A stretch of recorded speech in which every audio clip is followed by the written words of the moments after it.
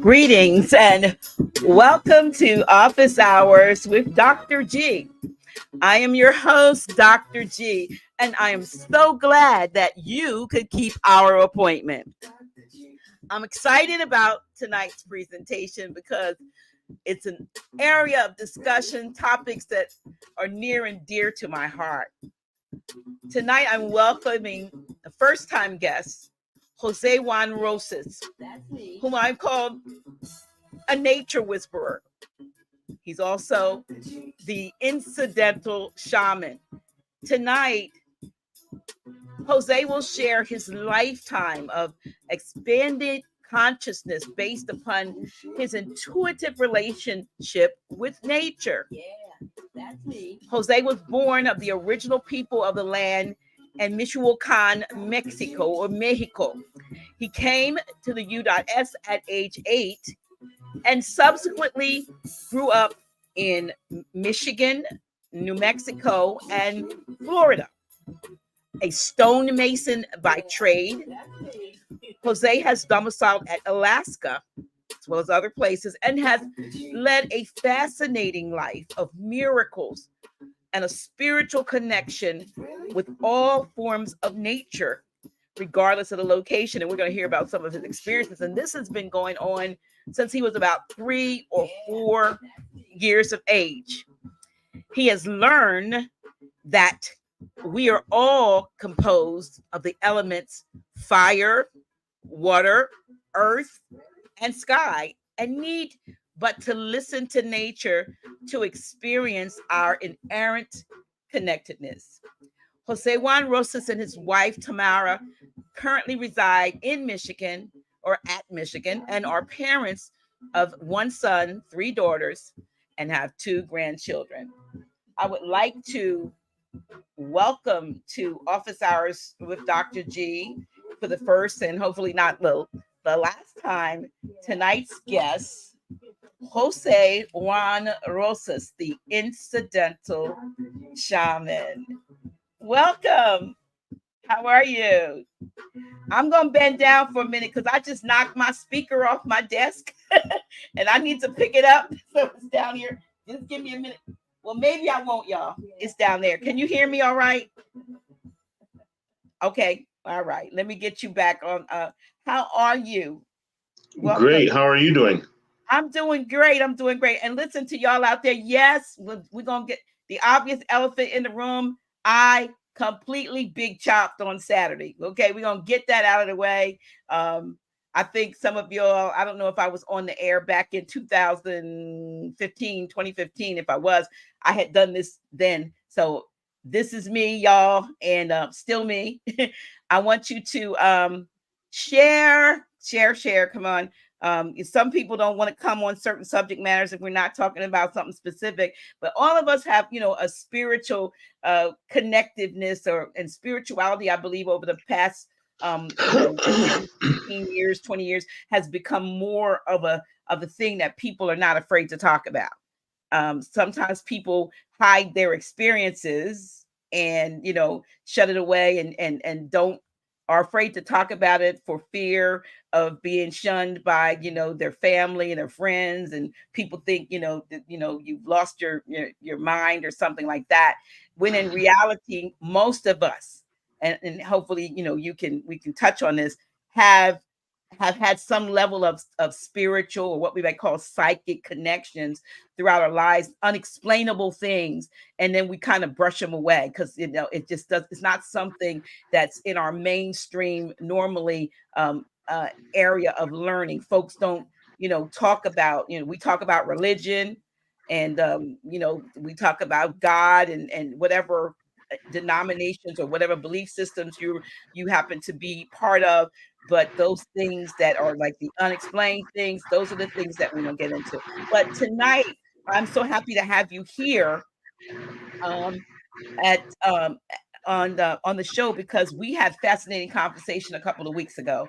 That at first, our initial connection was, and you could tell our audience this, our initial connection, the reason why you reached out to me had nothing to do with this.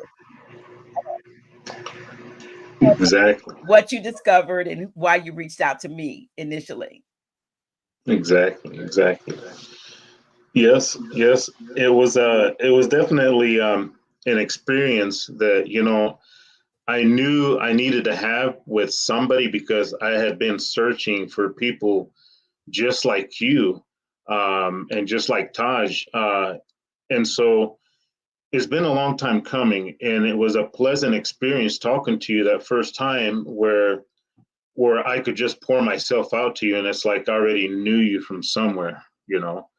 And so to me, it's been a long time coming, and the door is finally here, and I'm walking through it, and I'm here to speak uh, on the things that have transpired through my life, in hopes that maybe some people can relate to it, and perhaps maybe either gain some insight or knowledge, or maybe they have some insight or knowledge they can possibly share with me, also.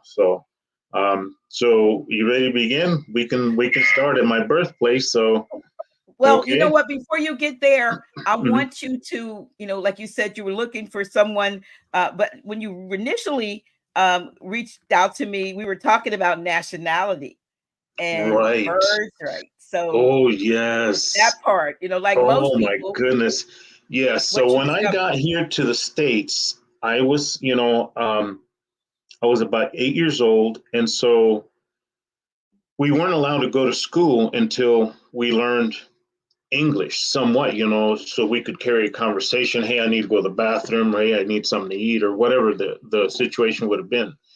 And so my mom and dad made us speak only English, even if it was just broken English, in the house for about 3 months. And so during that time, we watched, uh, movies like, John Wayne and stuff like that, or Bugs Bunny Roadrunner show and stuff like that. And so we picked up the English language pretty good and pretty quickly. So once we picked it up, our parents put us in school, and they put me in the first grade, obviously because the language barriers and all. So they put me in the first grade, and we had show and tell one day, and the teacher said, boys and girls, we're going to have show and tell today, and we're going to use Jose as an example to show, the intellect with different races, nationalities. And I was like, whoa, so I'm going to be on show and tell, And so she goes, okay, Jose, would you please stand up and stand in front of me right here, and we're going to talk. And I said, okay. So I stood up in front of her, and she put her hands on my shoulder, and she goes, okay, class, today we're going to teach you as to why uh, races that are not white, that are black, or that are brown, um, will not have the same capabilities or same choices as you will when you get older. And she says, if you notice on Jose's head, she says, you will notice that his eyes are up higher on his head. And she says, therefore making the area of the brain where the brain would sit smaller, so his brain capacity is not as big, therefore not having the same brain capacity that somebody who is white would have.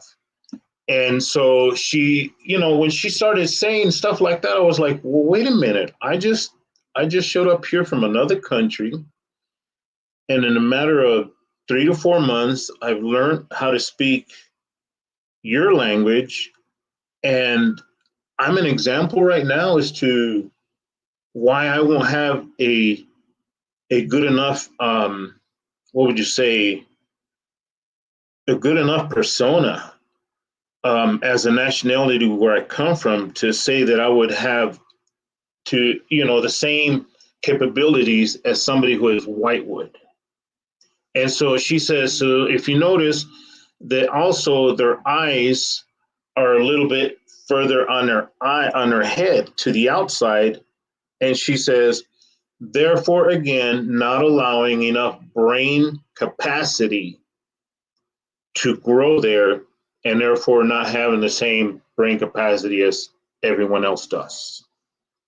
And so right then off the bat, I automatically knew the system itself failed me right away off the bat. I mean, just coming right off the airplane from Mexico, it's like the system failed me right away, and I was like, wait a minute, so to me that completely made no sense that she would even use me as an example, and then knowing that I already had those barriers in language that I had to cross over, and at the same time go and learn whatever ABCs and 1, 2, 3s and colors and everything that they're learning in the first grade. It didn't make no sense to me. It did not make no sense to me. And but here goes to something to prove is that if I'd have stayed in Mexico and I'd have followed from the time they put me in school to go to school, which they down there they start you pretty early, like 3 or 4 years old, they make you go to school. And so if I'd have stayed there during that time and gone to school, I mean, I would have been that much more ahead of schedule than everybody here. Mm-hmm. So it was, to me, it was, I was dumbfounded at the information that she was sharing with the class. And you were what, 8? You were about 8 years old. I was about 8 years old, yeah, during that time.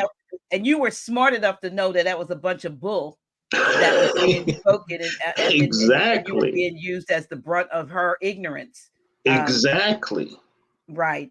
And so, with that in mind, and I want to back up, because when we had our conversation, and you shared with me your life, apart from your parents for a while, and and your experiences. I want to go back there.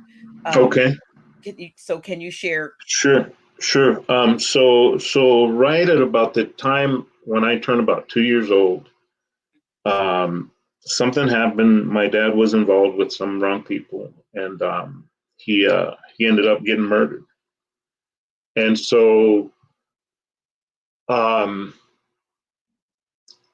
my grandpa and his sons, not being educated well enough in Mexico, because not everybody goes to school, first of all, but not being well educated enough to sit down and read a newspaper and make heads or tails or up and downs. And so what grandpa and his sons did is they read the newspaper. And when they read the newspaper, they fumbled through it, and they automatically assumed that it was my mom who had killed my father. And that wasn't the case, because she was cleared by the detectives. They did a whole newspaper write-up on her and everything, and they cleared her. And so during that time, it was not good for any of us, because here my grandpa and his sons felt that my mom was at fault, or that she had killed my dad, and so they wanted to kill my mom. So the detective told mom right away. He told her, he says, Cecilia, you need to go ahead and leave your kids here with family members, and go ahead and go to the States and start working and start sending money back to the families that you leave them with. And so that's what she ended up doing. That's what she ended up doing. And so, it's funny that she, whenever she talks about this to me still, she says, she goes, so do you remember the last things that I said to you? Do you remember? I said, Mom, I remember every word, and I tell her every time. And I said, you realize that I watched you go over that hill.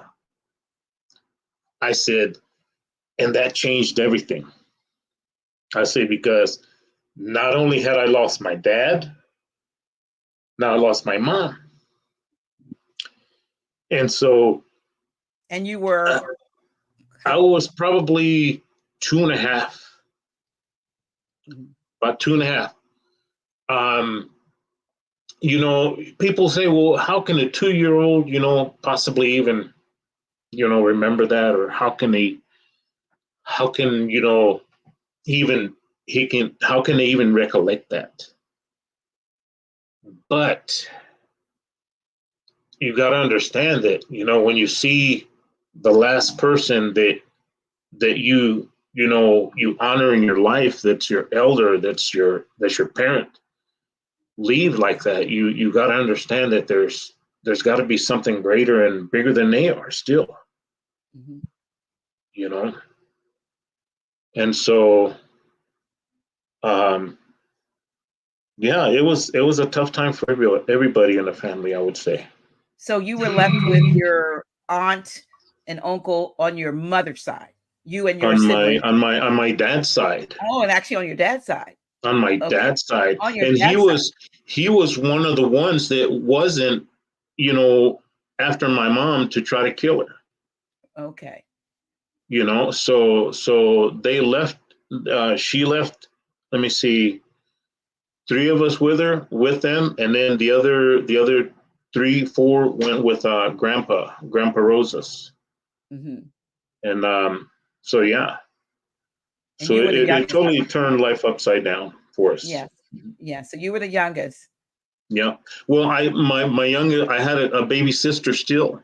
Oh, okay. So you're next to Yes, the young. yes, yeah, yeah. I had a little sister, Nora. Nora. Okay. Yeah, All right. yeah.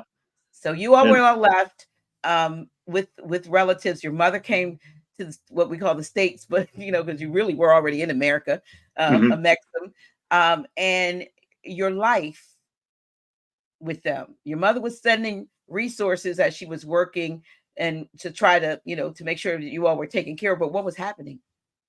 The money wasn't, being spent on the kids. The money was actually being spent on weekend parties, stacks of beer, and trucks and vehicles that the person that was purchasing them couldn't even drive or didn't know how to drive. Mm-hmm. So yeah, it was there was a lot going on. Um, so so during that time, um, we went without food for long periods of time, and we didn't have any real clothing, no real shoes, just barely a rag for a pair of pants, and so constantly hungry. So we were, I was constantly being sent to my grandpa's house, to probably get fed a little bit here and there,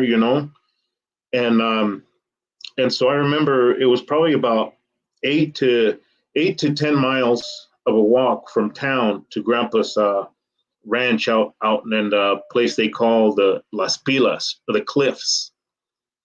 And so we went out there. I was walking with my uncle, and when you come at the edge of this cliff, there's a cliff, and at the edge of the cliff, there's a mesa there, and you got to walk down from the mesa all the way down, almost about 3/4 of a mile to a mile. And from that cliff back to town is nothing but forest. And from the cliff forward to Grandpa's house at the bottom of the river is deserty, is all deserty. And so my uncle was walking me to Grandpa's house one day to drop me off, and he looked at me. He goes, "You see these little plants right here?" He says, "These plants right here, they're the little berries are really sweet." He says, "But they're really poisonous, and I don't want you to touch any of that." Well, a lot of those times they would send me alone because they just simply didn't want me, or didn't want to take the time to walk me over there themselves. But So eight to which ten that was, miles and yeah, an 8 to 10 mile walk. You were sent alone at yeah, age. at 3 or 4 years old. Yep, You would walk 8 to 10 miles. yep, yep, yep, yep, yep. So the whole time from about three or four is when they started sending me out by myself. From then on until mom got back, they were sending me to different places downriver with different people who didn't know the area, but I knew the area because I was always in the woods. I never went to school. So the way it was when I would go to school, my brothers and sisters would get up in the morning and say, okay, let's go to school, Jose. And I get ready. Well, I mean, the best as I could, just get up and go. And we had like a 3 or 4 mile walk to school. And between school and the house, and there was one or two little streams and rivers, and then there was some lakes, and there were some hills and mountains. And so I think I went to school maybe three times. And so every time in the morning when I would be walking with my brothers and sisters, I'd take off up to the hill, or I'd take off to the river. And my sister would always tell me, my sister Rosa would always tell me, she goes, Jose, you're going to get spanked when you get home, and you just need to go to school. And I'd look at her and I said, you know what? I guess when it gets dark, I'll be home. And so I would take off into the woods and just be by myself, talking to who? To the Creator. I mean, I didn't see anything in school that was, a benefit to me during that time. I mean, but I think there's a lot of truth to that. Mm-hmm. And so I didn't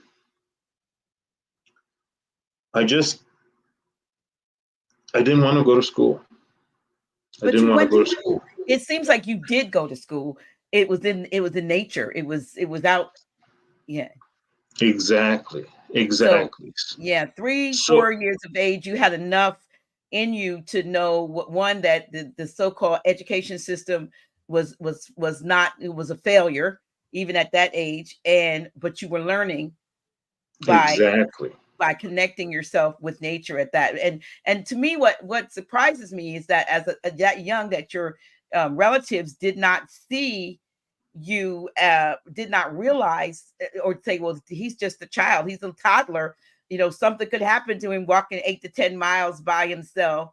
Did they recognize your maturity, or did they just not care? They didn't care.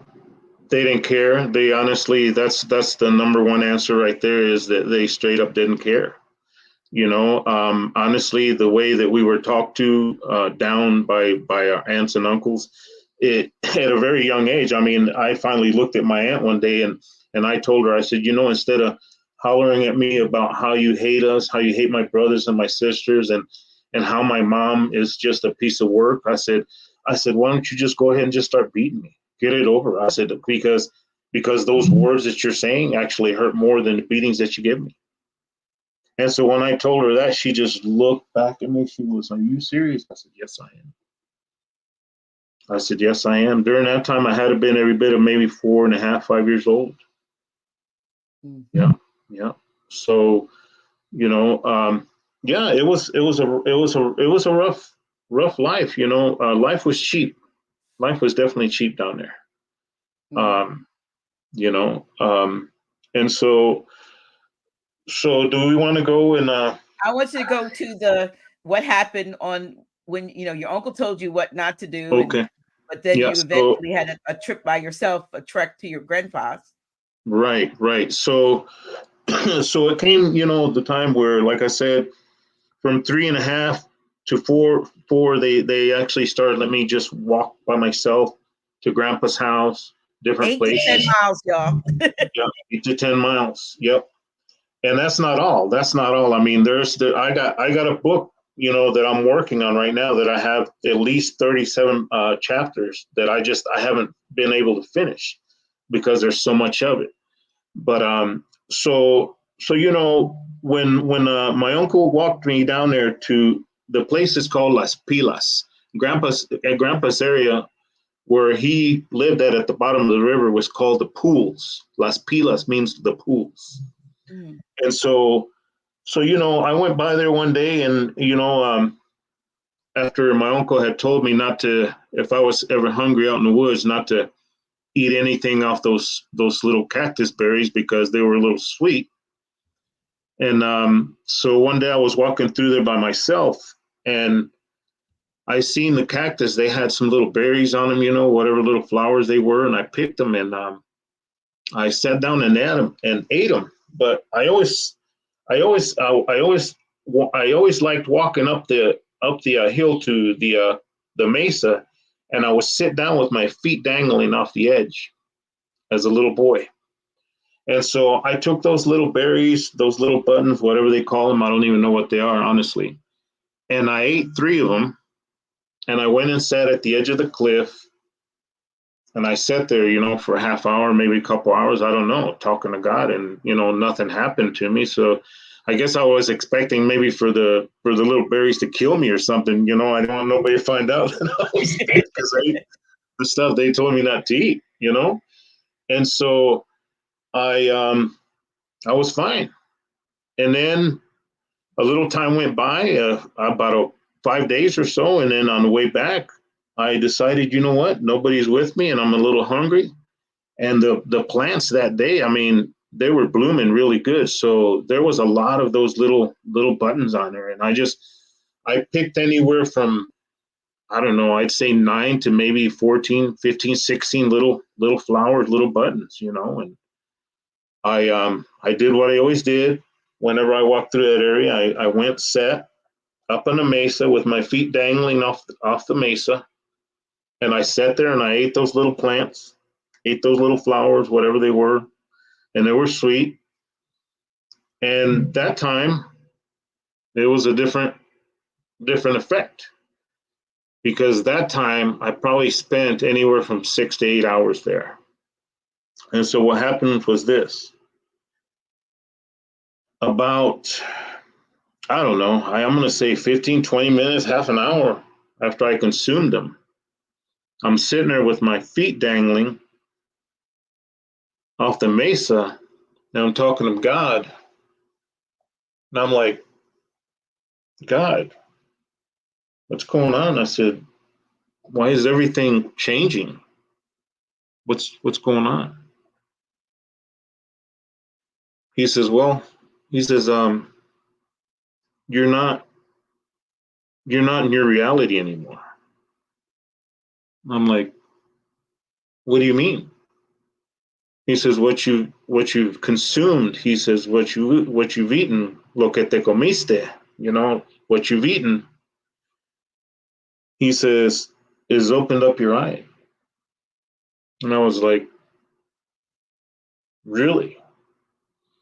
And so everything, and I mean everything was alive. You name it. So the very wind, the very air that was passing by me, I noticed it. And I was like, what is that? He says, that's the wind. I said, that's the wind? He says, that's the wind. I said, wow. I said, well,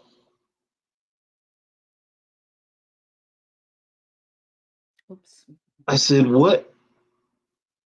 Why is everything so different? He says, your eyes open. He told me again, your eyes open. And the way I seen everything, I could see the wind. And I looked down towards Grandpa's River, down toward the house at the bottom of the mesa. Like I said, it's probably about 3/4 of a mile. Do you mean that's the drop? That's the drop to where the river's at Grandpa's house. And Grandpa's house was on the other side of the river. And so I'm looking down at the river, and the river is alive. You know how you can look at a river, if if you ever looked at a river and it looks like when you watch the ripples just run by, it almost looks like you can see diamonds, you can see different pearls, you can see different rocks, and it's just beautiful, right? Mm-hmm. And it looks great. But when I seen the river, it was like flowing river of diamonds and opals is the best way to describe it. But everything, all the colors in it were alive. And it's like they were right here in front of my face. And I said, I said, what can I do here? He says, anything you want. I said, anything you want? Because I'm looking back, I'm looking back as I'm talking. He says, anything you want. I said, so if I step off here, will I fall? He says, you won't. And I jumped off there. Remember now, my feet are already dangling off that mesa cliff like that, right? And I jump off there. When I jump off there, I land about 3 feet below the mesa, and I'm about 3 feet away from the wall. And I stop and I look around, and I can see all the holes, all the caves on the side of the mesa underneath it. I can see the lizards. The colors on the lizard are practically alive on this lizard. The colors on the lizard are alive. And I'm like, wow. I said, can I go out a little further? He goes, go out as far as you want. And so I walked out probably about 35, 45 paces. And I turn around, mind you now, I'm standing out probably 35 to 40 paces away from this mesa, away from it. And I can see now the face of underneath the mesa really clear, and I can definitely see the caves in there and everything. The plants, the flora, everything is alive and everything is speaking and everything's in harmony. And I'm like, wow. So what I took and did, instead of just standing there, I sat down. I crossed my legs and I sat down. And I can tell you that I do and don't know that I sat there for 6 to 8 hours. When you say sat there, were you sitting on ground or sitting on air? I was sitting in the air. So for those 6 to 8 hours, I sat there and talked to who? To the only one person that listened to me after my mom left. And I called that person God. And he talked to me. And you were how old again? Remind us. During that time, I was probably about 4.5 to 5 years old. Yeah. So imagine a little kid eating something and not knowing the consequences or the effects. Not that it was bad, but at the same time, could I have eaten something that could have cost me my life? I could have very well. I was constantly eating things. I was eating pine cones. I was eating acorns. I was eating whatever I could put my hands on. I was eating blades of grass. I was eating grubs. Are those like worms? Yeah, like wood grubs, the white ones, the white ones. Yeah, yeah.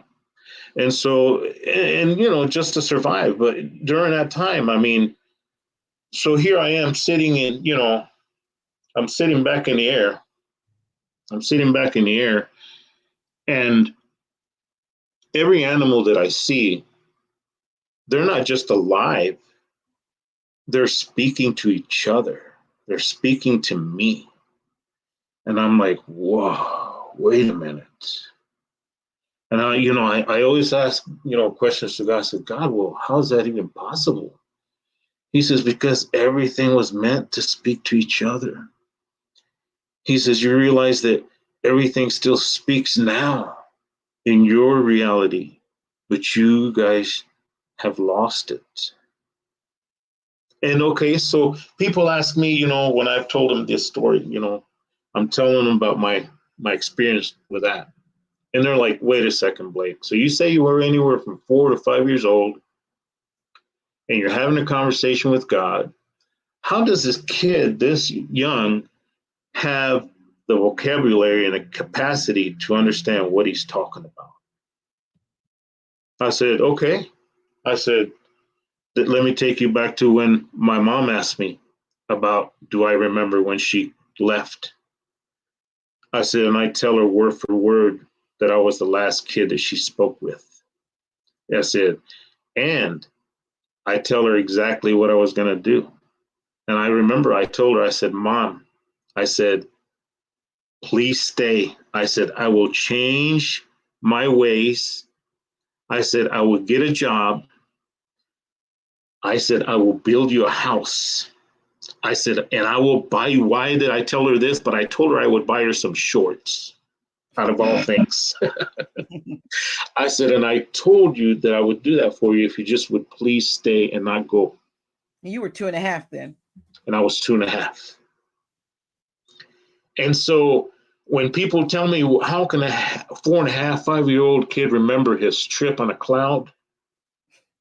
I tell them, you got to realize that when I watched my mother, after my dad had been assassinated, walk over that little hill down towards her mom and dad's house, down towards my grandpa's and grandma's house. I said, and knew that I would not see my mom for a very long time. I said, I had to go from being an infant, a small child, an infant, to being an adult mentally. Because if I didn't, I said it would be the difference between my survivability or my dying at a very young age. So I had to learn to read my environment. I had to learn to read people. I had to learn to read everything around me. And so when I tell the people that, they're like, I said, yeah, so I had to go from an infant to an adult. I said, and I remember every bit of it. So back while you were out there, what's you that? said about while you were off from the mesa floating, you said about maybe 6 to 8 hours. Then how'd you get back to the solid ground? Or so we know you didn't die, but yeah. what happened? So as I'm talking, and here's the other thing that I do remember. I remember a big, beautiful bird with a rainbow colors on his body. And this bird had to have been the length of a man dressed in plumage. And if somebody would ask me what bird that was, I would tell them that it was the dragon Quetzalcoatl, still flying around in the magical, real land, real reality that we as a broken human species cannot see. So how did I get back down? So after a while, after being out there for that long and just speaking, after a while, I started sinking further. Remember, when I jumped off the mesa, I was down below about 3 feet already. So as I was starting to come back to our reality, I started sinking. And when I started sinking, I said, okay, what's going on? He says, you're coming back to your reality. He says, the food that you ate is wearing off. I said, what happens if I stay here longer? He goes, you will fall. I said, really? He goes, yes, you will fall. So I had sunk down probably 6 to 8 more feet. So when I got back to the cliff, the mesa, the cliff, I was below it about 6 to 8 feet, and I actually had to climb my way up and out. So yeah, it was a different experience. Right. So that drop was about, you said, like 3/4 of a mile down the entire. Yeah. So, drop. And that's at an angle. That's the mileage, from the edge of the cliff, the mesa, down to Grandpa's house. Right. So you walked it many times, but now you were out away from the cliff and just hovering over the area over everything, over the area where I was usually walking and everything. Okay. Yep. Exactly. I was at someone a couple questions. We'll stop you. or someone asked if I could ask you if you hated being a child, because he said that they said I hated it was because they did. Well, And you I don't know know, whether it means at the time or looking back, you looking know, back, or you know, it's kind of like a double-edged sword, because amongst all the hell that was transpiring and everything that was going on, there were times in my childhood when I did enjoy being a childhood. I mean, being a child, and that is when I was speaking to the Creator. So no, I don't despise my childhood. I don't despise being a little boy that went through all that. It makes me who I am. And not only that, it empowers me. It empowers me in such a way that I can see through bull coming a mile away before it even says one word. right. Wow. So, Here's yeah. another question for you. Mhm. What were the animals saying?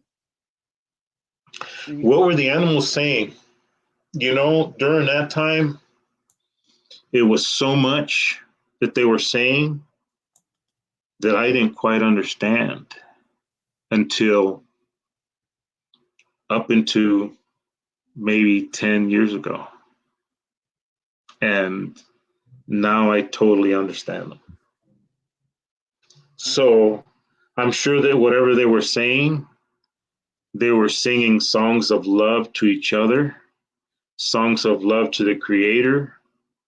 And also, just like the river was speaking, it was singing songs of love.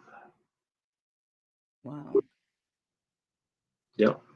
Here's another quote because when I said well, you didn't die. Here's one son said he may have died in order to experience the trip and revived upon exiting the trip. Do you think you actually transitioned, or do you? In order to experience the trip.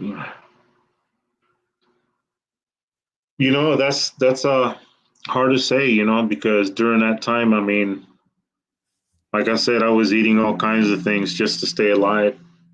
I do know this, that it was real in the sense that I was there, I experienced it, and I have the recollection of the things that went on. As far as per se, what were the animals saying? They were just constantly singing praises, singing praises. Wow. So at so did you eventually you were on your way, or were you to your grandfather's, or were you I coming? was I was on my way back from Grandpa's house. I was on my way back to town. So 6 to 8 hours of time, missing time, and nobody came out and looked for you to say, "Oh, what happened?" And he should have been back by now, or anything like that. Nothing like that. No, Wow. no.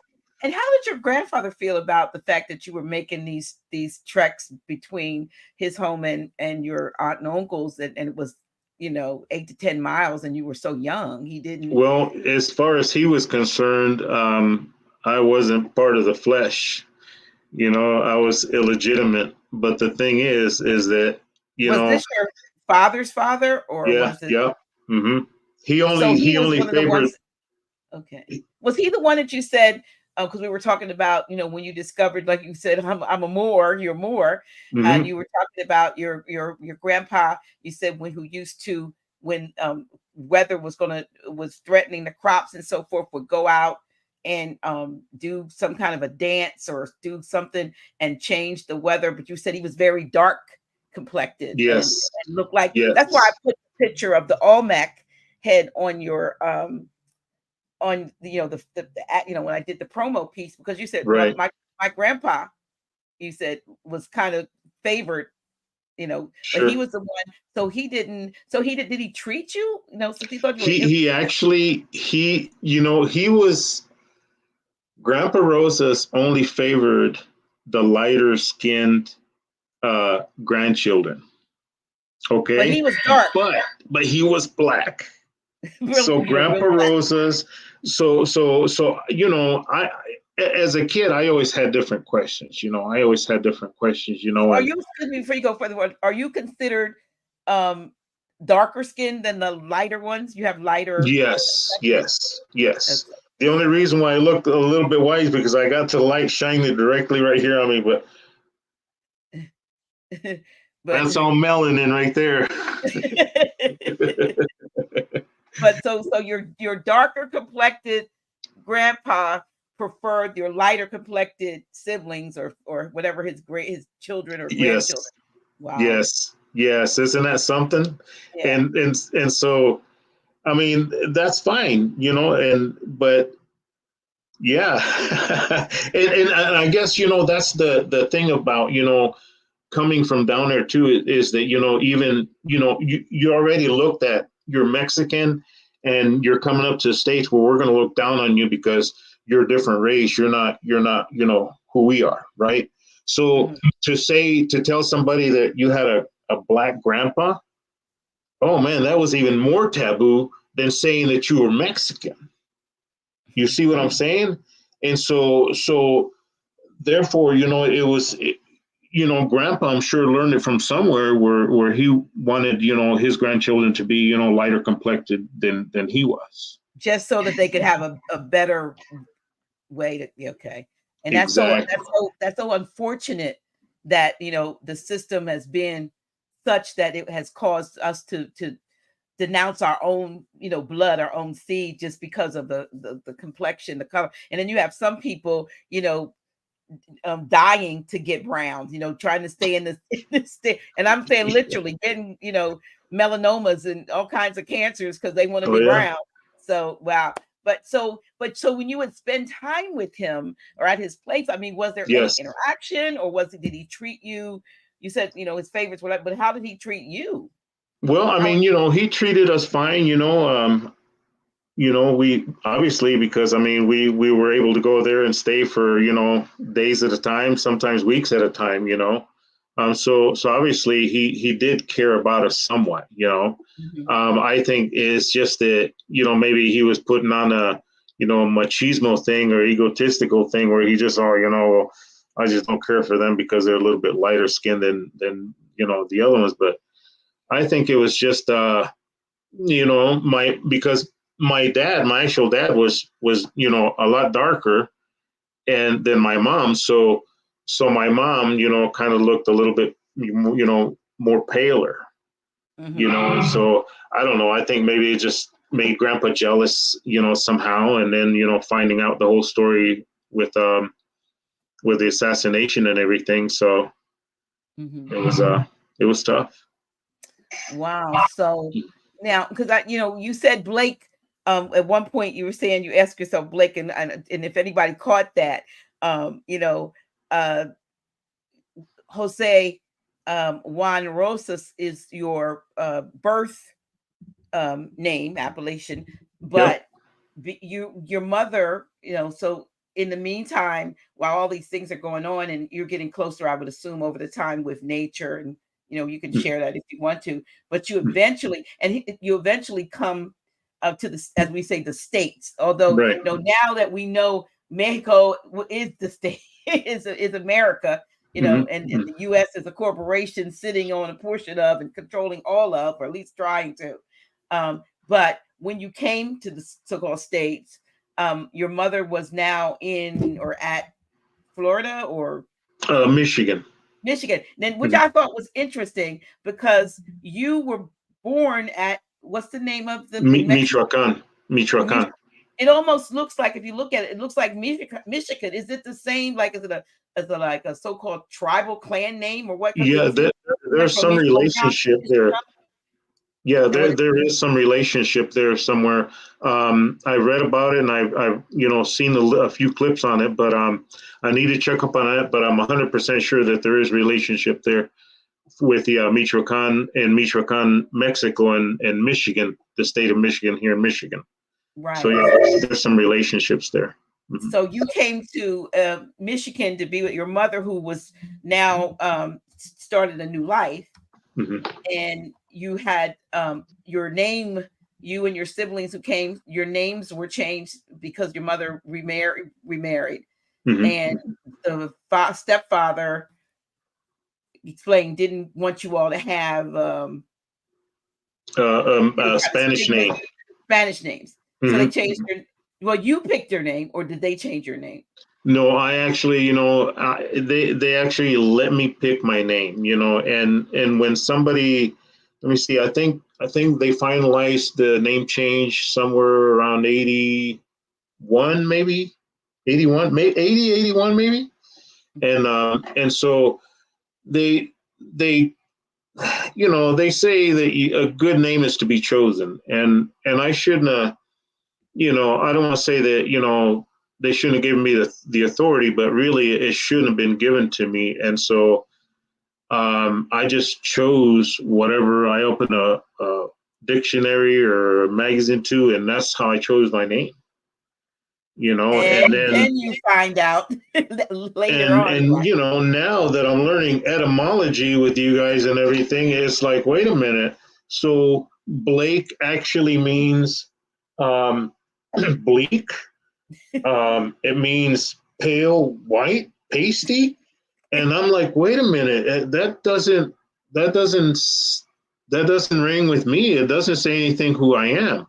And then the middle name Zeppelin is like, well, Zeppelin is a like blimp. Led Zeppelin.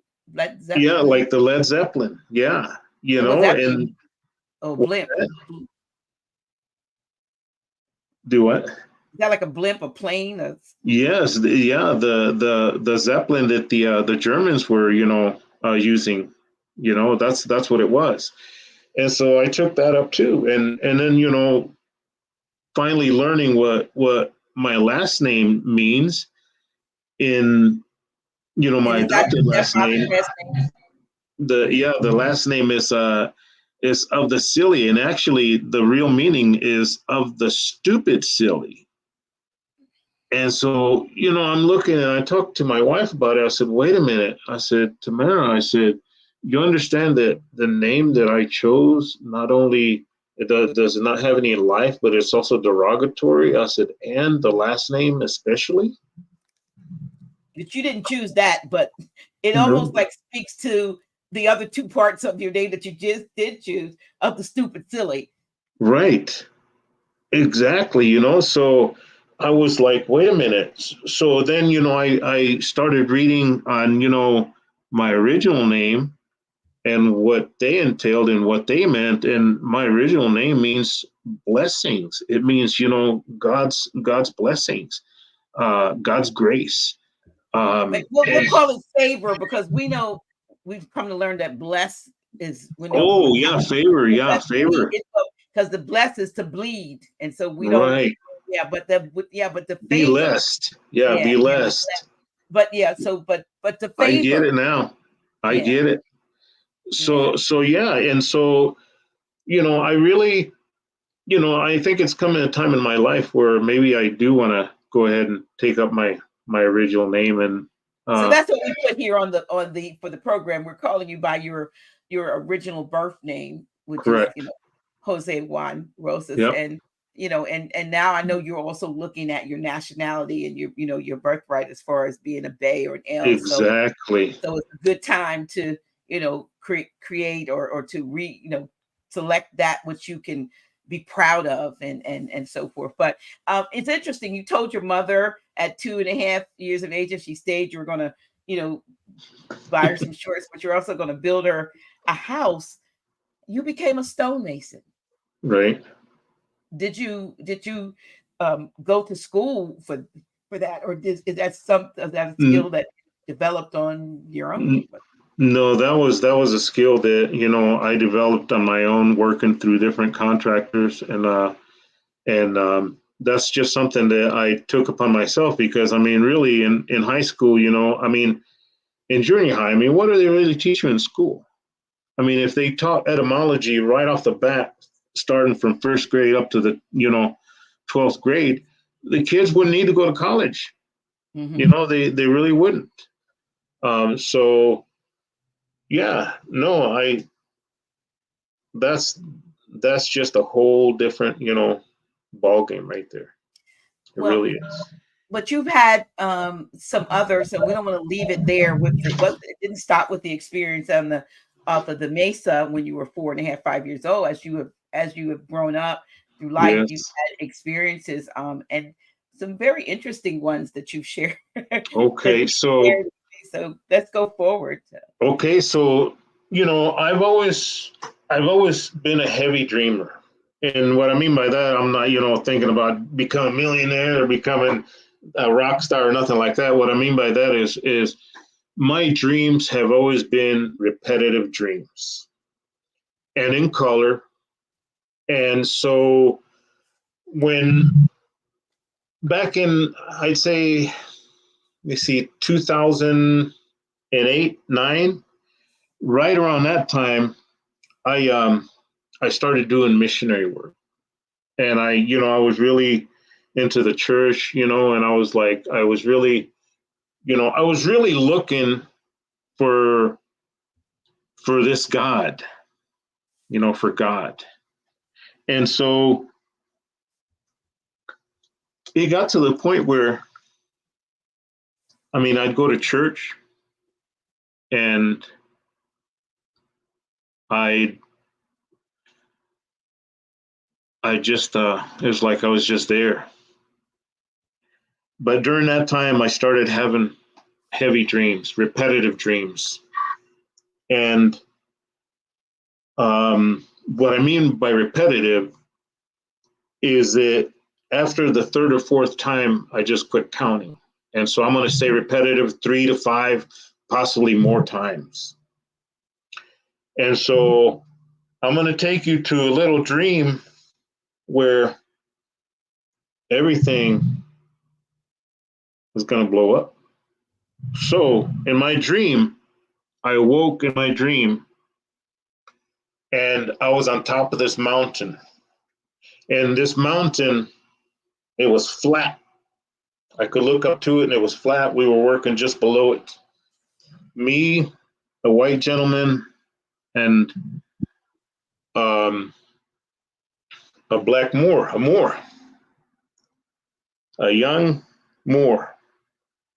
And as we're working on this house, we're framing it up, and we see the usual airplane, the usual helicopter there in the area.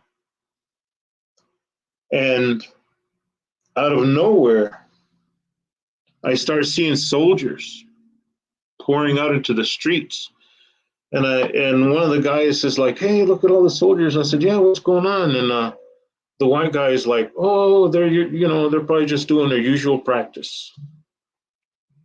And I said, "Okay."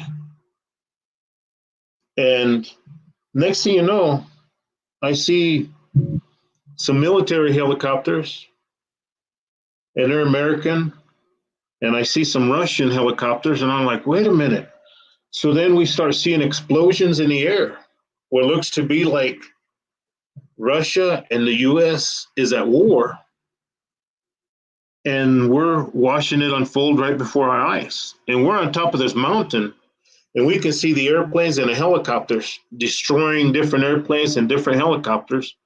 But then we notice that they're destroying trucks, they're destroying cars of people that look like are trying to flee. And I'm like, wait a minute. And the white gentleman goes, he was, we're at war against Russia. And I said, no, no, no, no, no. Look closer. I said, the world superpowers are at war against us. And I paid closer attention, and now there's military personnel, military soldiers coming out of these military bases and pouring out into the streets. And there's tanks and there's hardware. And now there are houses being blown up. There's military men on horns telling people to come out of their houses to wait for the van to pick them up. And there's people being shot in the streets. And there's Russian helicopters, there's Iranian helicopters, there's Iranian tanks, there's Chinese tanks, there's American tanks. And all these have their troops out, dumping out into the city. And as all this is happening, everyone who's trying to flee, who owns an airplane or a helicopter, and they're seeing taken off, either Russian or American jet or helicopter sends a missile and knocks them right out of the sky. If somebody's trying to flee in a car or in a truck, they're being blown up in the highways right there. And so people are being dragged out of their houses. And I'm watching this from the top of this mountain. It's called Flat Top. And in reality, this mountain really exists. And this mountain is in Anchorage, Alaska. Mm-hmm. And so I started doing missions work. Now I started doing missions work up there in Alaska. So when I landed in Alaska for the first time in 2009, I knew I had been to that specific city because I looked up and Flat Top Mountain was looking down at me. So back to the dream. So after watching a bunch of people get blown up, destroyed, dragged out of houses, shot in the streets, I decided that I'm going to start running to get to my wife and my girls. And as I start running, the white gentleman that was working with us, he goes, "Hey, why don't you just take the truck?" I said, "Man," I said, "aren't you paying attention?"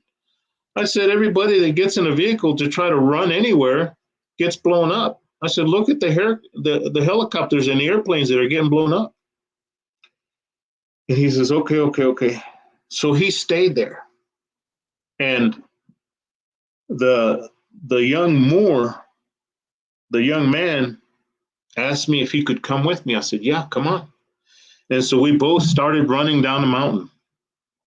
And in order to avoid the military that was dumping out into the streets, we were having to dodge off the streets, off the mountains, off into the ravines, off into the rivers and creeks to avoid the military.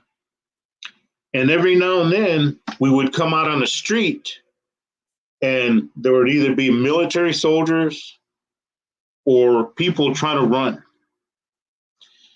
And so we were running and we came up on this lady, on this white woman, and she had 3 kids in tow with her, anywhere from the ages of about 6 to probably about maybe 10 years old, 3 kids.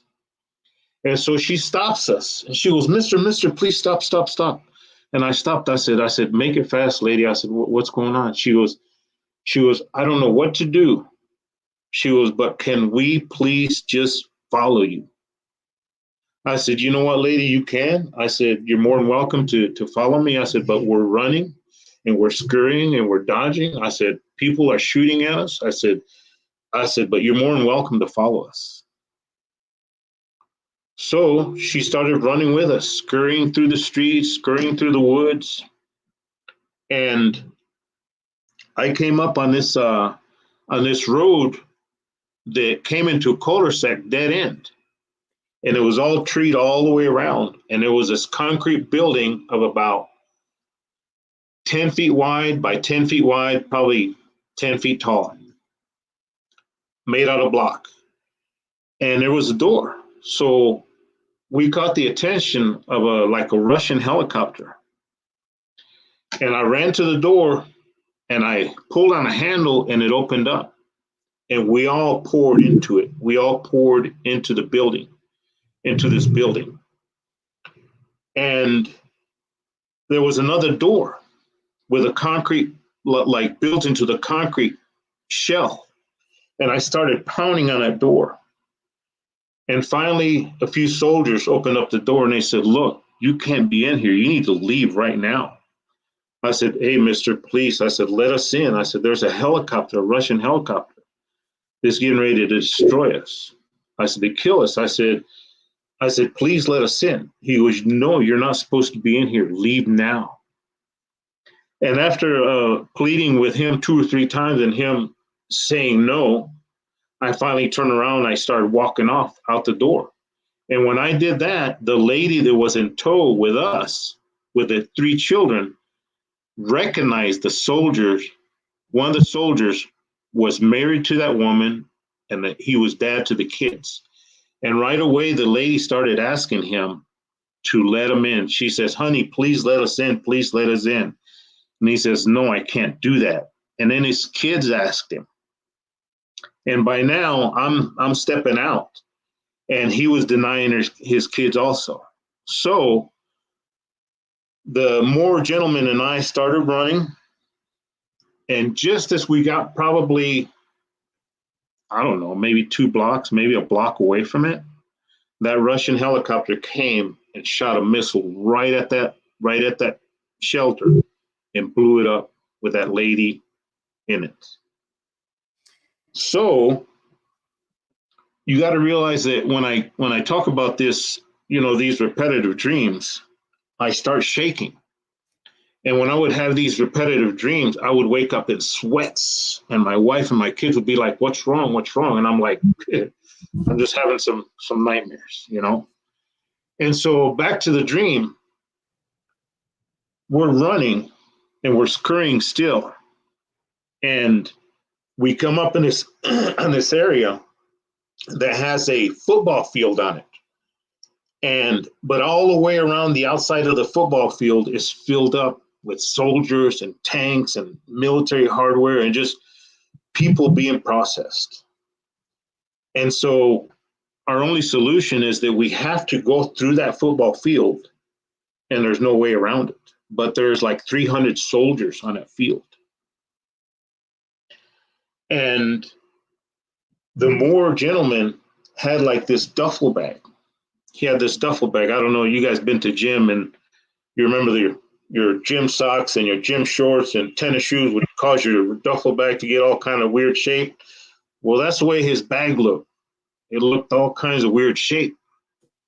He goes, "I'm going to clear that field of those soldiers."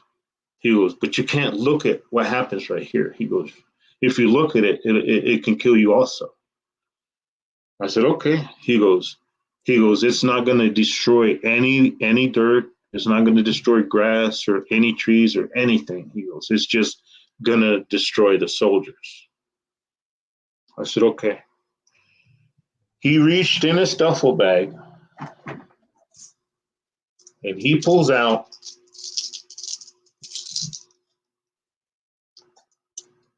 what resembles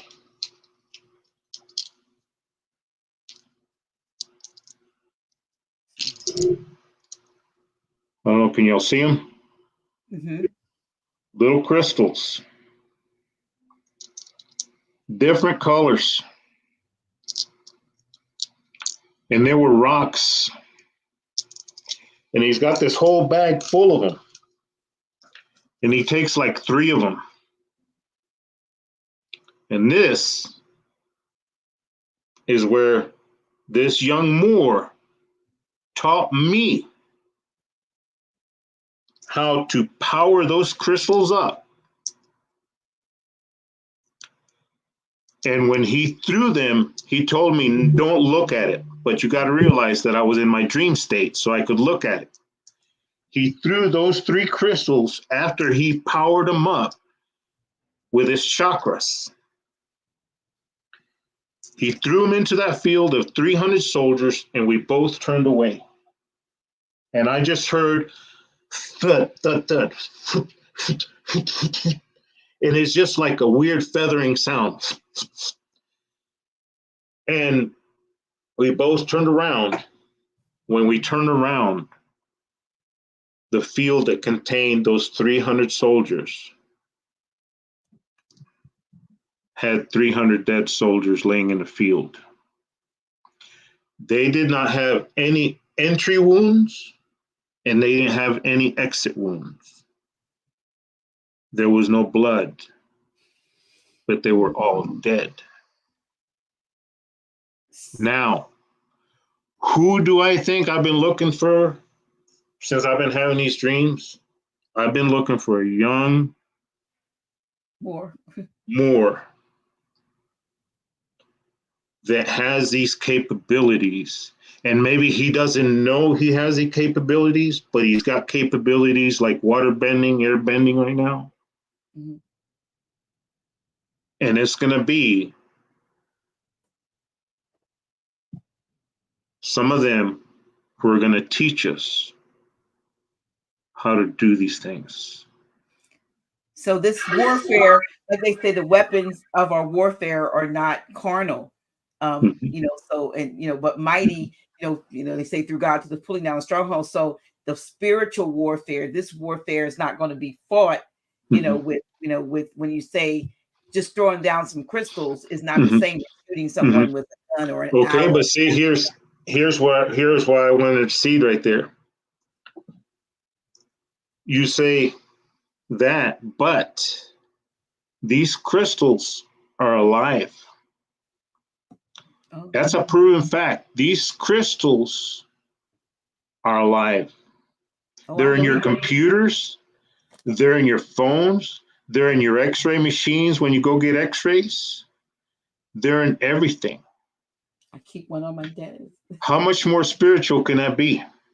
That's right. The crystal is spiritual. And here's the thing, these young Moors that I'm seeing already do some pretty extraordinary things, Mhm. like shoving wind around, shoving water around with their chakras. They will understand how to charge these, how to use them. Let's go to the Bible a little bit. You used to be an ex-pastor, or you used to be a pastor, Yeah, right? that's true. That's true. Okay. When, if you go to the Old Testament, um, Aaron, whenever Aaron and who was the other one, Moses, had to go into the holiest of holies, and say maybe Friday they partied too much, maybe they hung out, watched too many Netflix, maybe they drink too many cold beers. The only way that their God would let him come in was if he had what? The Um, ephod on his chest. with the 12 crystals. Okay, he had the 12 stones, right? 12 Mhm. crystals. That meant that if Aaron and Moses had too many cold beers the night before and they were hungover and their frequency wasn't just right to be in front of their creator and maker, then that's why they tied that rope around their ankle. So if they did come in a little hungover and they got zapped out, they dragged their butts out of there before he finished killing them. Mhm. So that means those stones, the spiritual in them, would bring Aaron and his brother into frequency where they were spiritual enough to walk in front of God and not be killed. Let me give you another example. Next example, in Revelation, they describe the kingdom of heaven. Whoa. The kingdom of heaven is supposed to be, the actual kingdom of heaven is supposed to be a see-through floor that's made out of what? Solid gold. Okay. Okay. Not only that, but the foundation, the very foundation that the kingdom of heaven sits on and is held up by, is built by with what? Different types of crystals and gems and stones. Why? Because combination with a gold and the different frequencies that those crystals carry, the spiritual crystals, give that kingdom the levitation and the frequency to lift up and to be wherever it wishes to be. Would that also be, when Yeshua said that the kingdom of heaven is within you? So the elements of the crystals and the gold and the silver actually is within our physical bodies, and so Exactly. we are made of those elements and so forth, but we are suppressed in our Exactly. in like I said, in one of our knowledge and the ability to execute with that knowledge, and that's why so many things have been fed, I believe, to us from a standpoint of indoctrination to dumb us down, to dim the light, to reduce the power, if you will. But like you said, there's coming now young people, and you're saying young Moors, but young people who have an innateness that is not, they seem to be immune to a lot of the, the infiltration of the mind. And they come on a mission, to bring us back into harmony, bring us back into balance, like you said, with nature. Nature. When I stopped pastoring, one of the first things I started doing was something called Nature Church.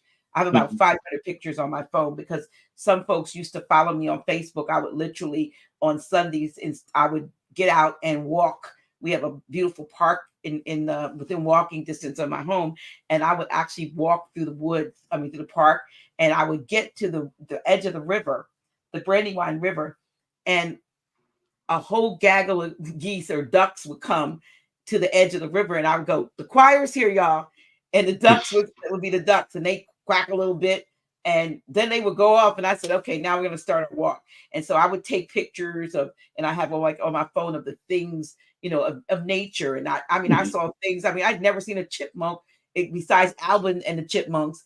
I saw a real chipmunk. I put it in my nature walks. I saw things. I saw trees that looked like humans had been turned from a human and pterodactyl into a tree. I got pictures like this. So I saw so many things, and I never felt more spiritual, more connected. None of my being in the pulpit preaching here, there, none of that felt the way it felt just being out in nature, which pains me right now because I'm having problems with my ankle and my hip. Still. That I can't walk out there, in nature, because there's such a healing that comes about. And not only that, a knowing, like you said, there's a knowing when you allow yourself to be grounded in nature. So I feel what you're saying. So if this Moore is listening or listens to this this particular presentation, we definitely hope that they, he, she, them will reach out and connect with you. Someone asked in the comments, and I don't know whether I started. They wanted to know, because my decision. Okay, here we are. How did you get your initiation to become a shaman? And so, maybe you can tell them that one, huh? Yeah, y'all, I made him a shaman. No, I didn't make him a shaman. I acknowledged that he's like an incidental shaman. He doesn't call himself a shaman. I called him that, and I'm looking up what I looked. I want to share this. How are shamans chosen? He does not become, and he or she, because they're female shamans. They have a shaman, and then whatever. Females can be shamans. He does not become a shaman simply by willing it, for it is not the shaman who summons up the spirits, but they, the supernatural beings, who choose him. Adolescence typically marks the point when the spirits begin to take an over role in the shaman's life, right? And we know for let's see, like, although variations in the age of onset do occur, the spirits may cause the chosen one to, it says, fall into hysterics, to faint repeatedly, to have visions, or to have similar symptoms, with these events sometimes persisting for weeks. You've been 2.5 years of age, you were, my gift says that you were chosen at that. So I called you the incidental shaman. You're not calling yourself doing, you have the work, you have the miracles. Tell us the story. Share, if you don't mind, the story of when you and your friend were on the bikes in Alaska. I think you were on ATVs or something, going to his uncle's house or something. Oh yeah. So I started doing missions work up there in Alaska in 2009. And so in 2010, I took the whole family, and we were out in a village, and one of the natives, he says, "Hey, I want you to meet my uncle. He lives, about 15 miles outside of the village. I said, okay. So we both jumped on some four-wheelers and we started driving down the coastline. And of course, being my second time in Alaska, during that time, I was still in awe with the beauty of everything. And so I was constantly lagging behind. And we finally made it to where his uncle was supposed to be at. And we had to leave our four-wheelers, our ATVs, at the bottom of the hill next to the ocean, and then walk up a hill, good-sized hill, and then walk a little further, and his uncle's house was there. Well, I'm walking, and the native, he's up ahead of me. He's like, come on, there's a lot of wolves out here. And I said, okay. And of course, I'm still in awe about Alaska the whole time, that I see berries and I'm picking berries as I'm walking up the hill, and he's like, come on, I'm serious. There's wolves up here. And I said, okay. And so now I'm probably lagging back there, maybe a good, 80 feet, 100 feet now, from him. And so now we're getting close to the house, and I can see him. He's almost to the house. And out of nowhere, this gray wolf comes out of the woods. And they both threw their arms up like this. They're like, they said, whatever you do, just keep walking. I said, okay. So I started walking, kept walking towards them. And the wolf came and got right in front of me. And was it big? It was big. It was so big that its snout would go to my diaphragm. So I'm 5'9", 5'10". His snout was hitting me in my diaphragm. And so I was like, woo. They kept telling me, they're shouting things to me to not to do and to do. They're like, do not look into the wolf's eyes and try to step away to the side. But whatever you do, do not look into the wolf's eyes, because if you do, he's going to attack you, and we're going to have to life flight you if you're even alive after he attacks you. And I was like, oh boy. I said, okay. And I'm trying to scoot to the left, I'm trying to scoot to the right, and the wolf does the same thing. And finally, something inside of me is like, just talk to the animal, man. What is wrong with you? And I was like, okay. So I finally looked at the wolf, and I said, what do you want, boy? And he bumps me in the chest. I said, you want me to pet you? And he bumps me again. And I was like, you do want me to pet you? So I started petting him. I started caressing him on top of the head. And I stopped. I said, are you good? And he bumped me again. And he stepped out of my way. And I walked the rest of the way to the native's house. And so when I walked in the house, they're like, we can't believe that just happened. They're like, are you Indian? Or I said, yeah, from South America, probably, yeah. I said, yes, for sure. And they're like, well, if that would have been anybody else, they would have gotten torn apart, and they would have either been dead or life flighted out of here. I said, well, I guess that wasn't anybody else, was it? But, there's been instances in my life where,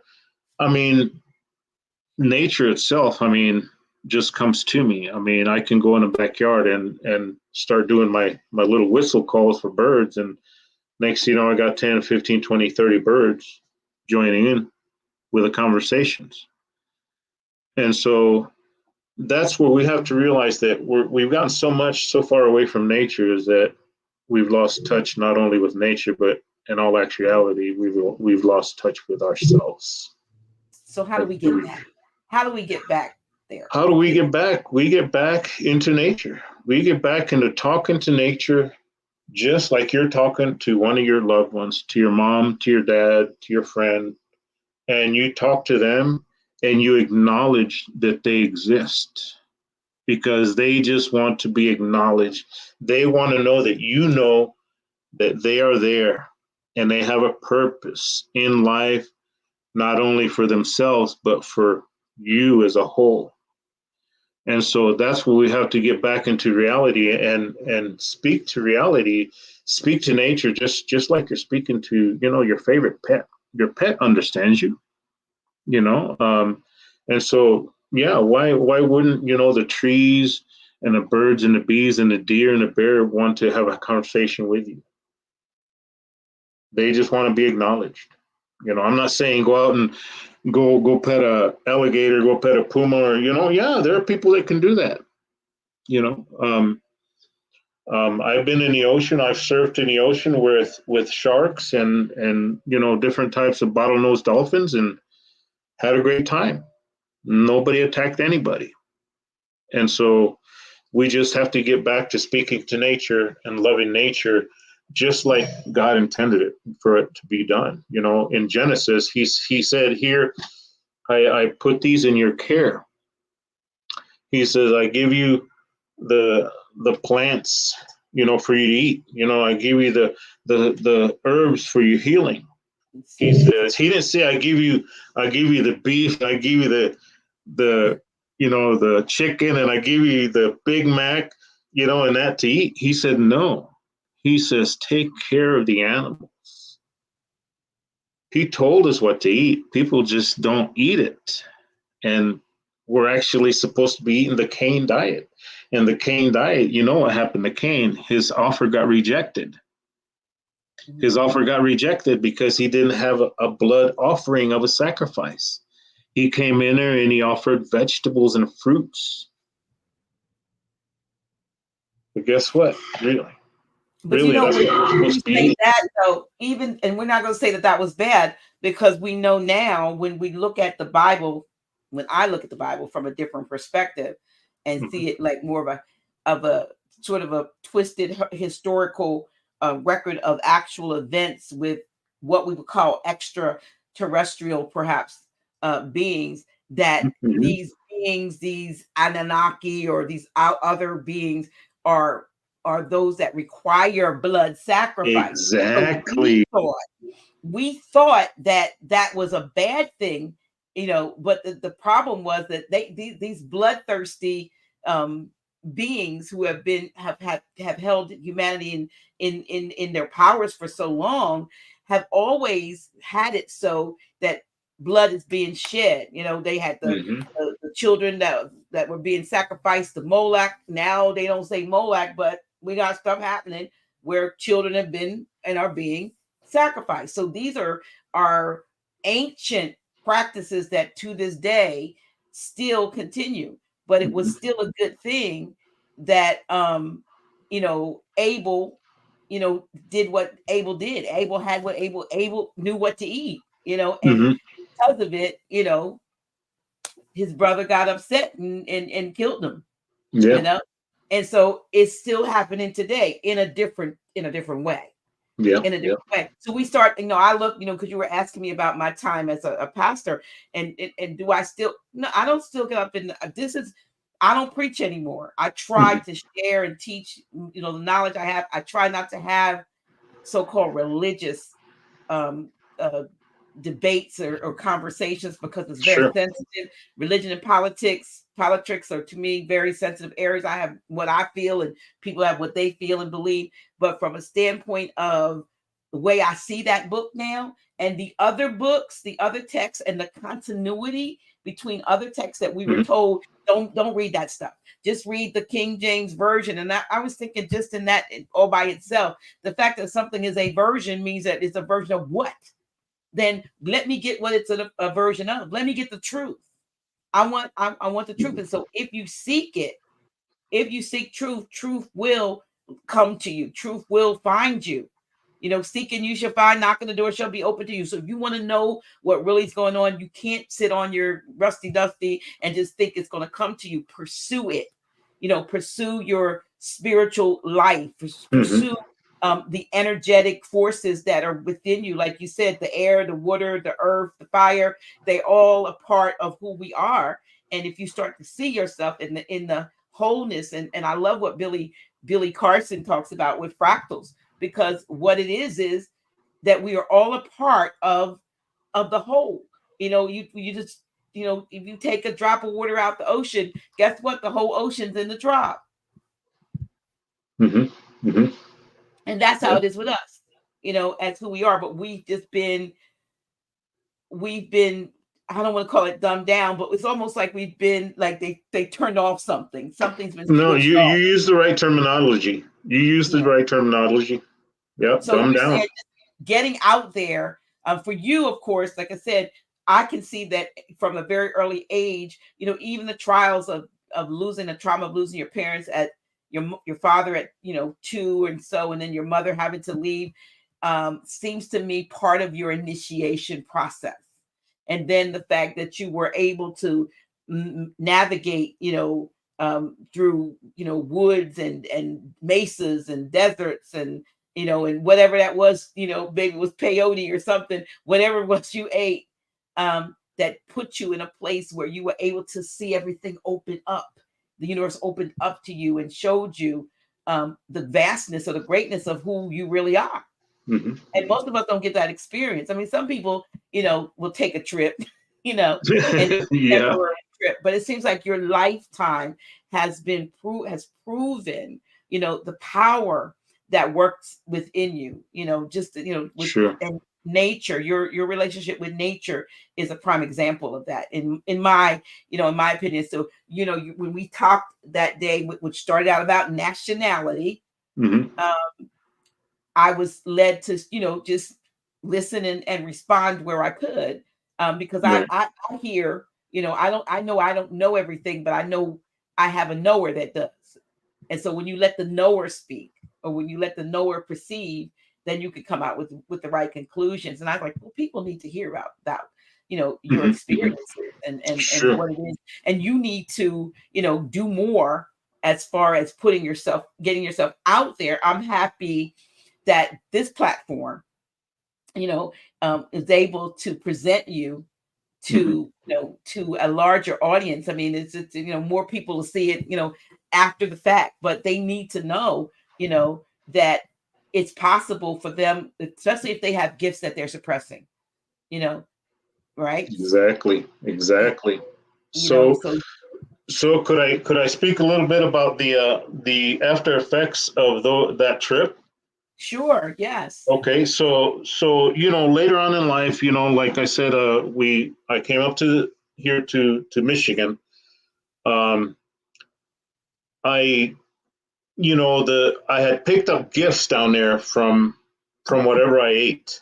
So one of those gifts was that I can see a tiny little, like I explained it to a lot of people. Like, for example, take all the pins and needles of the whole world,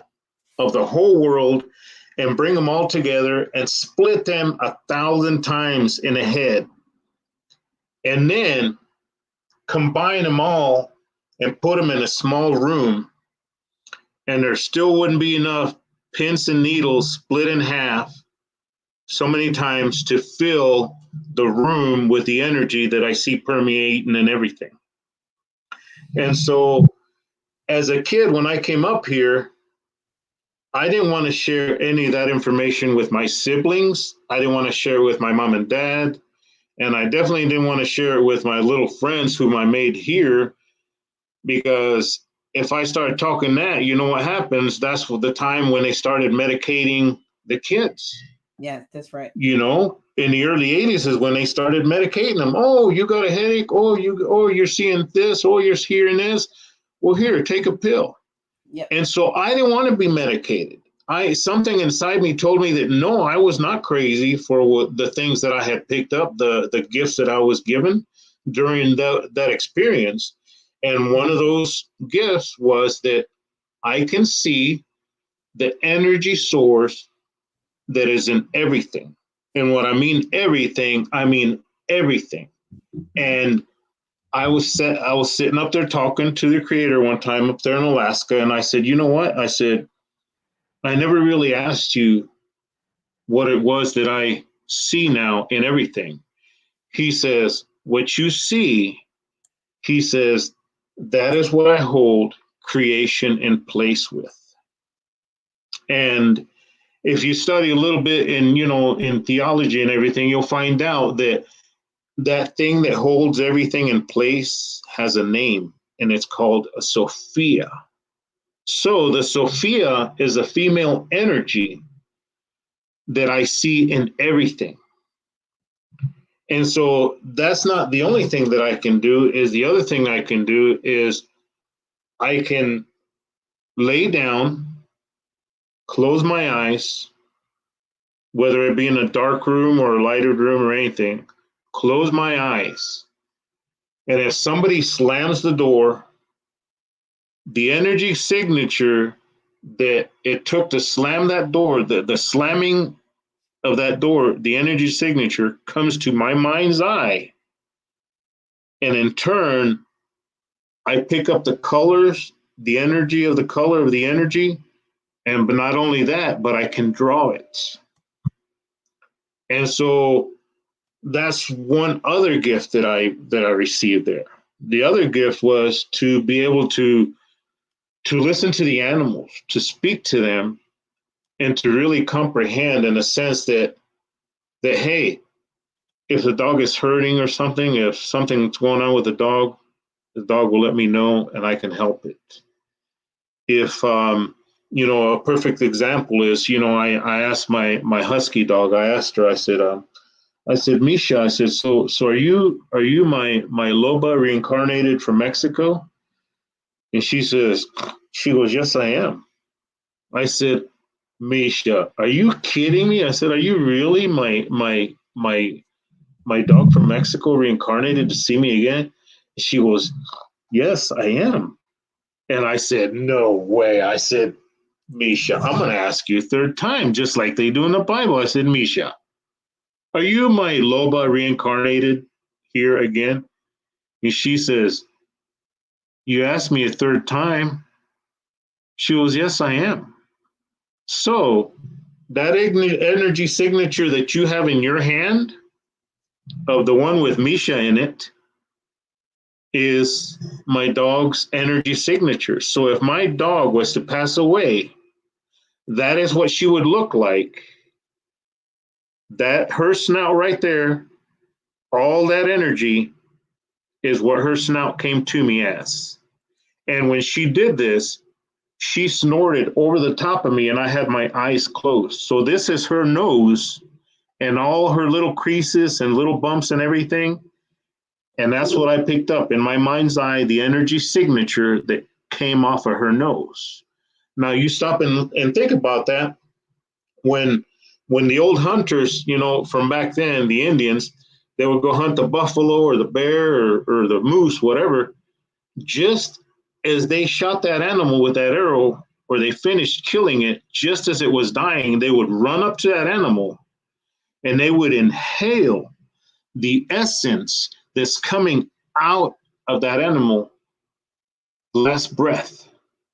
And so this picture of my dog's snout makes total 100% sense as to why those hunters would go over there and inhale that last breath of the animal, because they were inhaling that energy signature, that essence of the animal. Wow. Mm-hmm. Wow. Wow. Wow. Yeah. So we have some more pictures here. We have, let me see.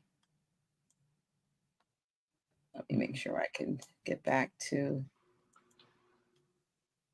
does it matter which one I pull up? No, it doesn't matter. Okay. Okay, maybe on this one, maybe you should go to the first one on this one. Okay. All right. Let me go back. This one? No. Oh, no, yeah. Either, okay. Yeah, I'll just talk through it. Yeah, I'll just talk through it. Okay, so that one right there, that one, I was in my bedroom falling asleep, and it was a pop in my wood-burning stove. So that was an amber popping in a wood-burning stove, and you can see where it starts right there, the initial spark, it pops, and then as that amber is flying, it's losing its energy. So what you see at the top, what looks like a little spider, is not a spider. That's the amber after it extinguished out. And what you see. Oh, okay. It says amber, but what it really was an ember, like a spark of fire. Ember. Yes. Okay. Yeah. All right. Yeah. I see. Yeah. And so that's what it was. That's what that one is. And so I can pick up the energy signature in just about everything like that makes a pop or a sound. And it's I'm starting to pick up. It seems like I'm picking more and more up as these weeks have been going by. I don't know for what reason, but there's got to What be about some reason. people? What about the energy signatures of people?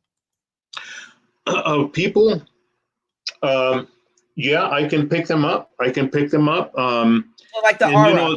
Can you read the auras? Are you yeah, able? I can definitely see the aura, and that's pretty simple. That's that for me is pretty simple to read right away. Mhm. That for me, I mean, just looking at the person, I can see it. That's right away.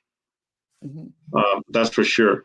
And as far as people speaking, and they'd have to be, almost right next to my head, or maybe, you know, uh, maybe yelling something or something, or sneezing. Like there's one in there that's a sneeze. That was my nephew was sneezing. And again, I picked it up, and it just it to me it looked like a sparkler going off. But imagine a sparkler. Imagine you lighting a sparkler, and it fires off in under a split second all at once. And that's what that sneeze. I think it shows a Matthew sneeze. Matthew sneeze. Yes, I'm trying to show it. All right, here we go.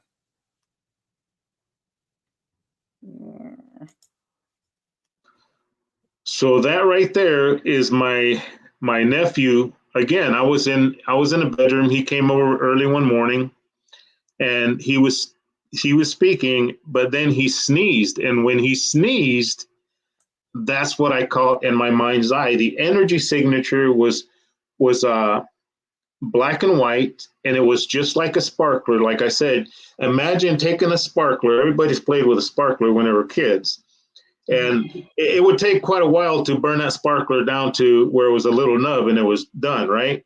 Right. Well, imagine this sneeze being a sparkler, but it firing off that sparkler in under a split second. Boom. And that's what I seen, a sparkler just firing off all at once. And that's what the sneeze was.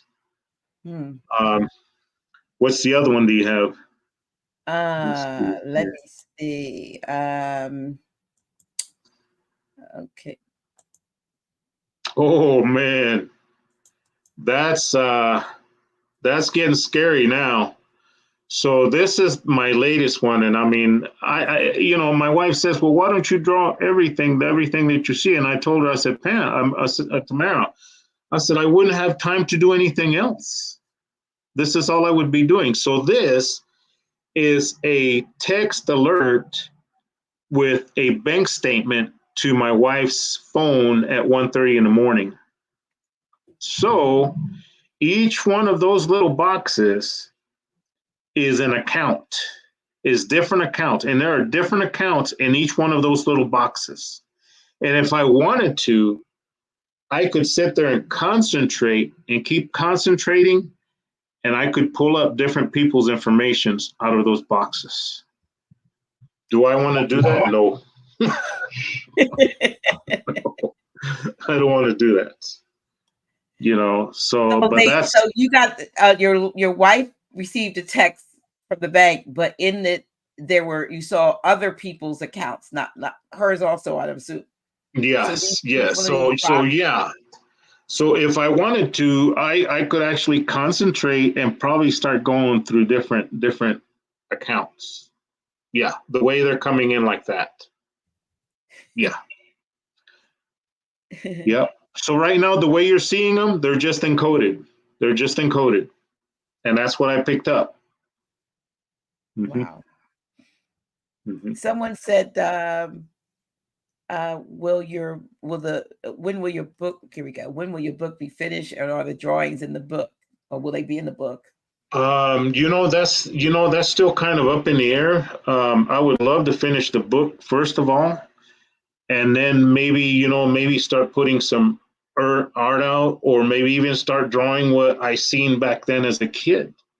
Because what I experienced on top of that mesa, on top of the air, was just a whole different world and a whole different film that I could come up with that on that because, like I said, everything was alive. Everything was alive. You name it, it was alive. I could see a movie. I could see a movie being, produced. You had we talked about airbenders, Last Airbender and but I could see a movie, with your life, as a young boy who's got, having these experiences as a child, because we look as a, when I was a child, I thought as a child, I spoke as a child, understood as a child, but you Mm-hmm. you had a higher, level of knowledge and intuition. It would be interesting to discover who you were before. Exactly. And Because that's you're making a point right there that you know I have this thing where I can walk into a room and I mean nobody has to say a word to me, but if I walk into a room, I can walk into a room and know that I recognize people from a different time. And a perfect example was just when I went to court, and I'm not going to run the whole scenario of that, but just when I went to court the other day, I had not met my lawyer face to face, and I had not met the judge or seen pictures of him. I had not met the investigating officer or the prosecuting attorney. And guess what? When I walked into that room, I knew who they were, and I named them out to my wife. And I said, "Oops." I said the last two people I got their names backwards. I said the names are the other way around. And so that in itself and other things that I've experienced lead me to believe that you know what I've been here more than just one time, oh, of course, of course. and I'm here now to bring some insight to somebody, or maybe they're supposed to bring me some insight or something. Or to see something through, to complete a task, to have something, some unfinished part maybe of your experience, your third density experience completed. I had a Mhm. reading done several years ago, an Akashic reading, and I just found it recently.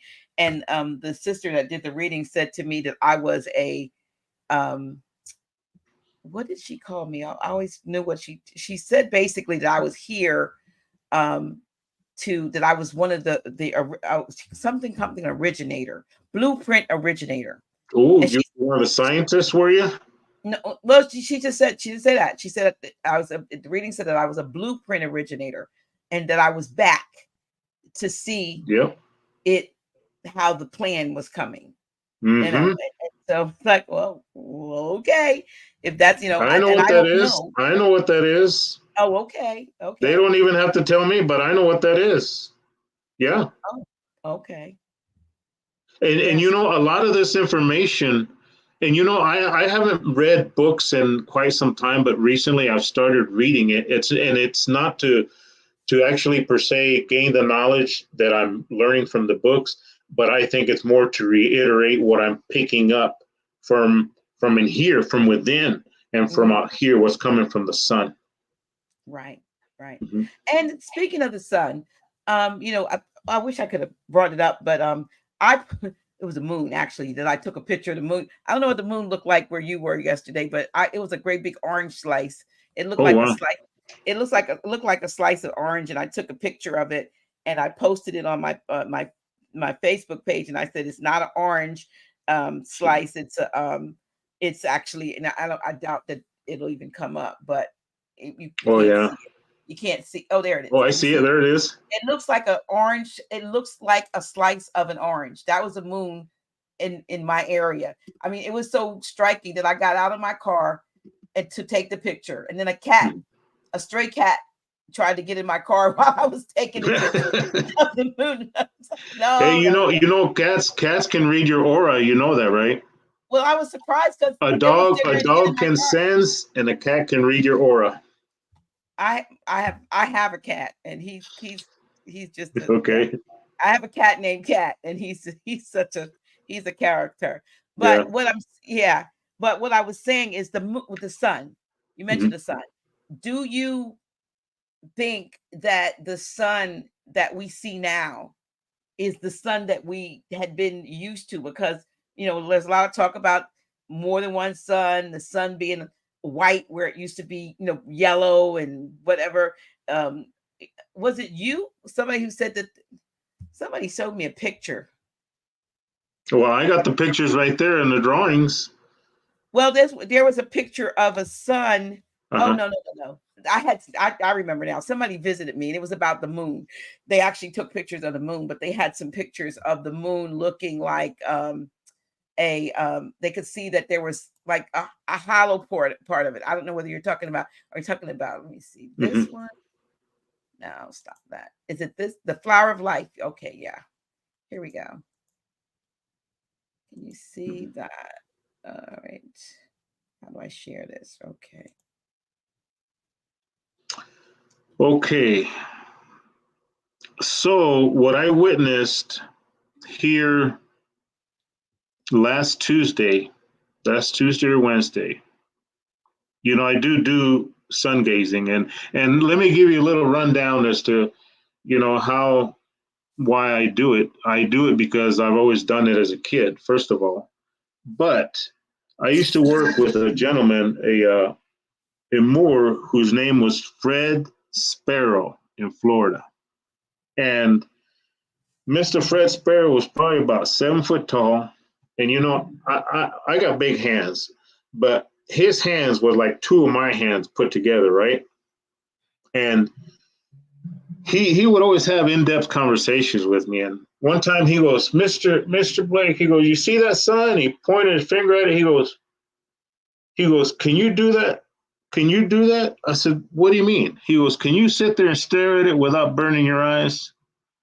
And I said, you know what, Mr. Fred? I always thought everybody could do it. He goes, oh, no, no, no, mister. He goes, no. He goes, the only few people that can do it, he goes, is a Moor and a brown man. He goes, I don't know if you can do it, mister. He goes, but I know I can do it. He goes, look up there at that sun. I said, like I said, Mr. Fred, I thought everybody could do it. I said, I always could. And so I do sun gazing. And what I picked up here recently was the flower of life coming off of the sun. Hmm. And so each one of those ripples that you see there, the sun is the orange. Mm-hmm. Each one of those ripples represents a petal. But in each one of those ripples is what? Is smaller flowers of life. And so the way they come out of the sun, they come out as a big circle, and they just start emitting smaller and smaller and smaller and smaller, and they permeate everything. And so that's what I was able to pick up the other day off of the sun. So you see the sun again, as I said earlier, as a fractal, because Mhm, here, there's coming, yeah. exactly. But do you think that the sun that we see now, though, even though you saw that, is the same sun? Is it something that's maybe being placed out there, by I, someone other than us, and not what it used to be? well, the sun that I remember was like the one I got colored right here. The one I got colored. It used to be orange and some, white in there. Now it's mostly white. Right. And the reason why I didn't stick to white on this picture that I drew was because you wouldn't be able to tell that it was the sun, but it was all white. Right. And so do I feel that we're looking at the same sun? It, I don't think so. I don't believe so. And here's why. Just simply the color that it emits now is different than what it was emitting when I was a kid. Mm-hmm.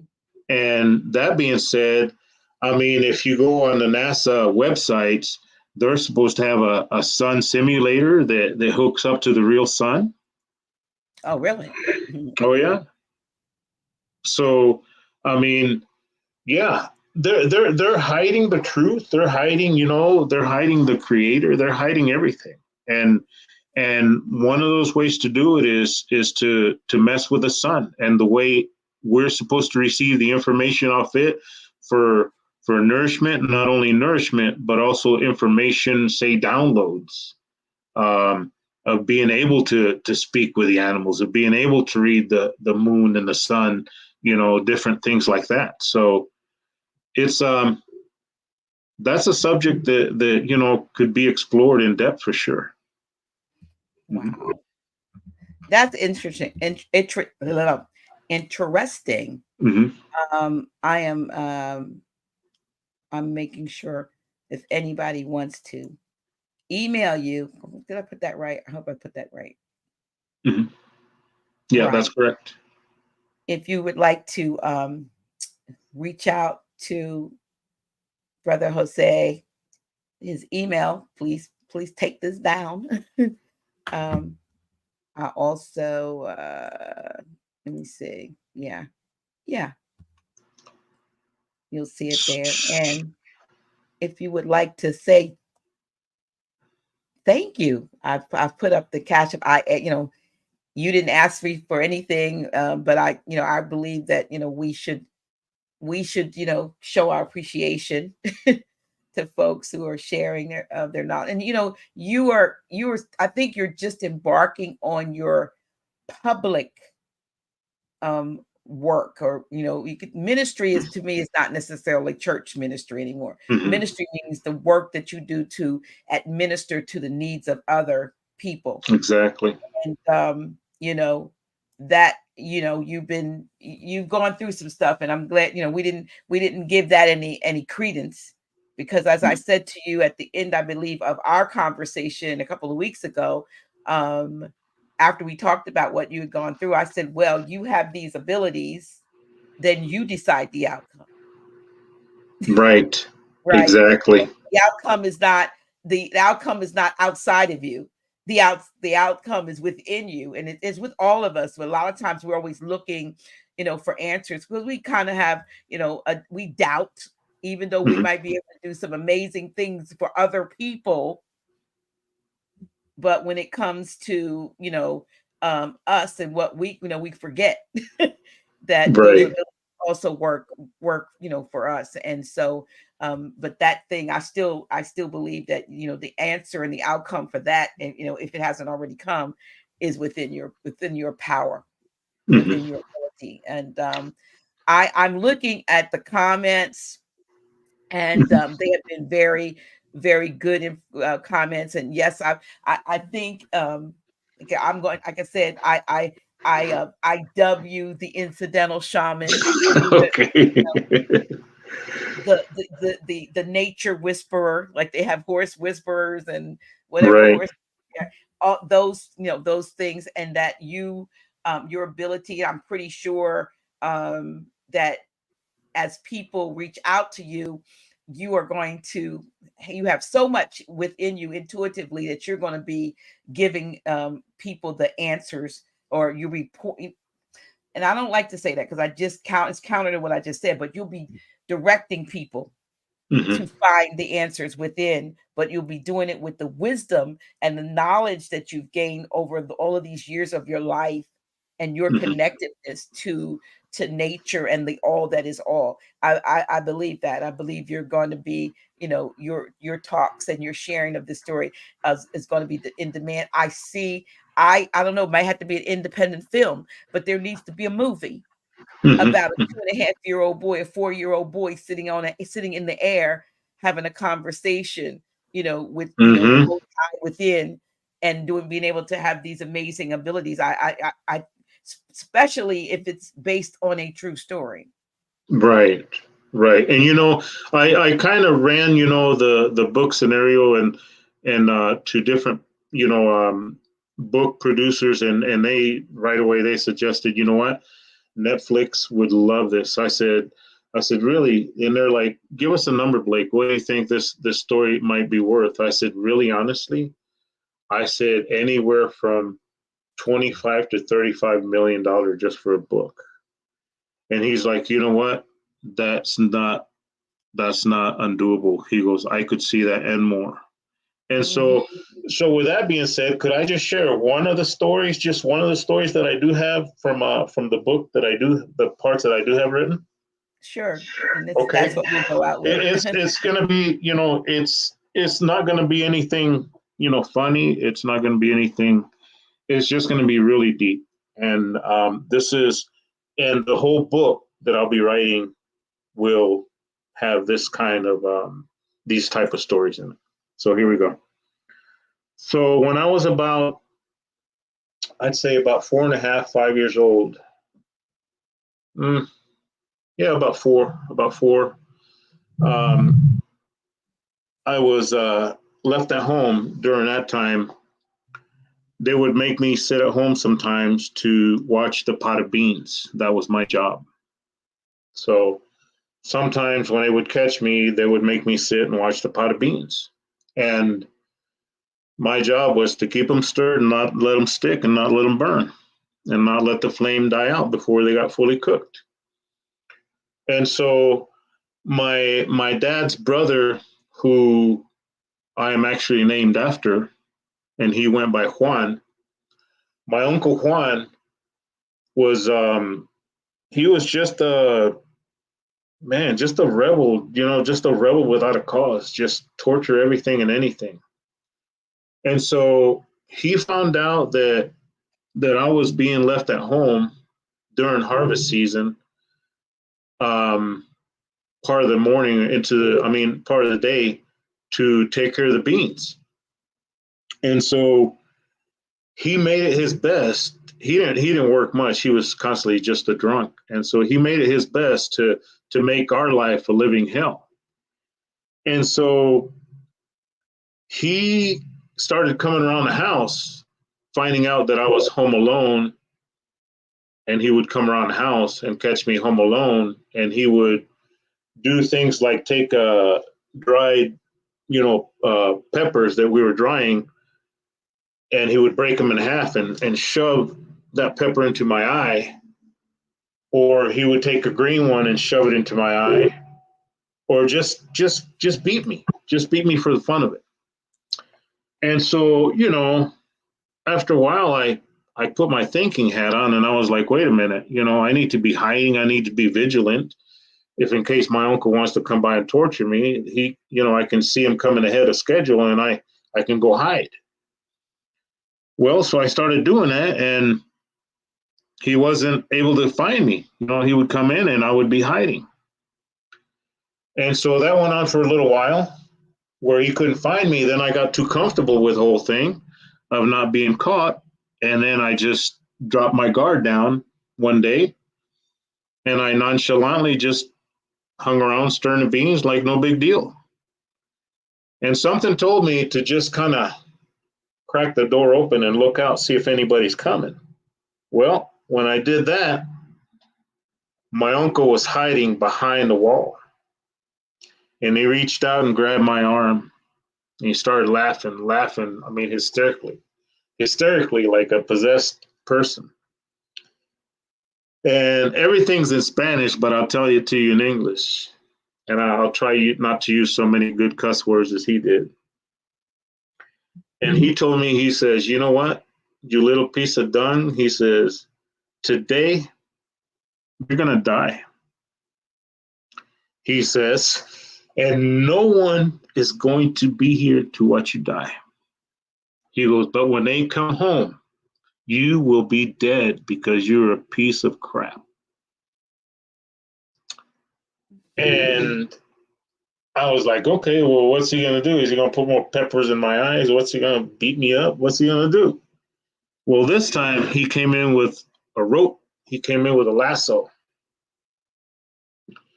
And he had me by the arm. He already had made a noose for it. And he stuck that noose around my neck. And in Mexico, we have silos built into the houses. That way we can, we eat the tortillas. We got to have the corn. So these silos can be anywhere, 8 feet around, 10, 20 feet tall. And this particular silo was made out of it had posts around it that were bamboo, and they were jade at the bottom to hold the load of the silo.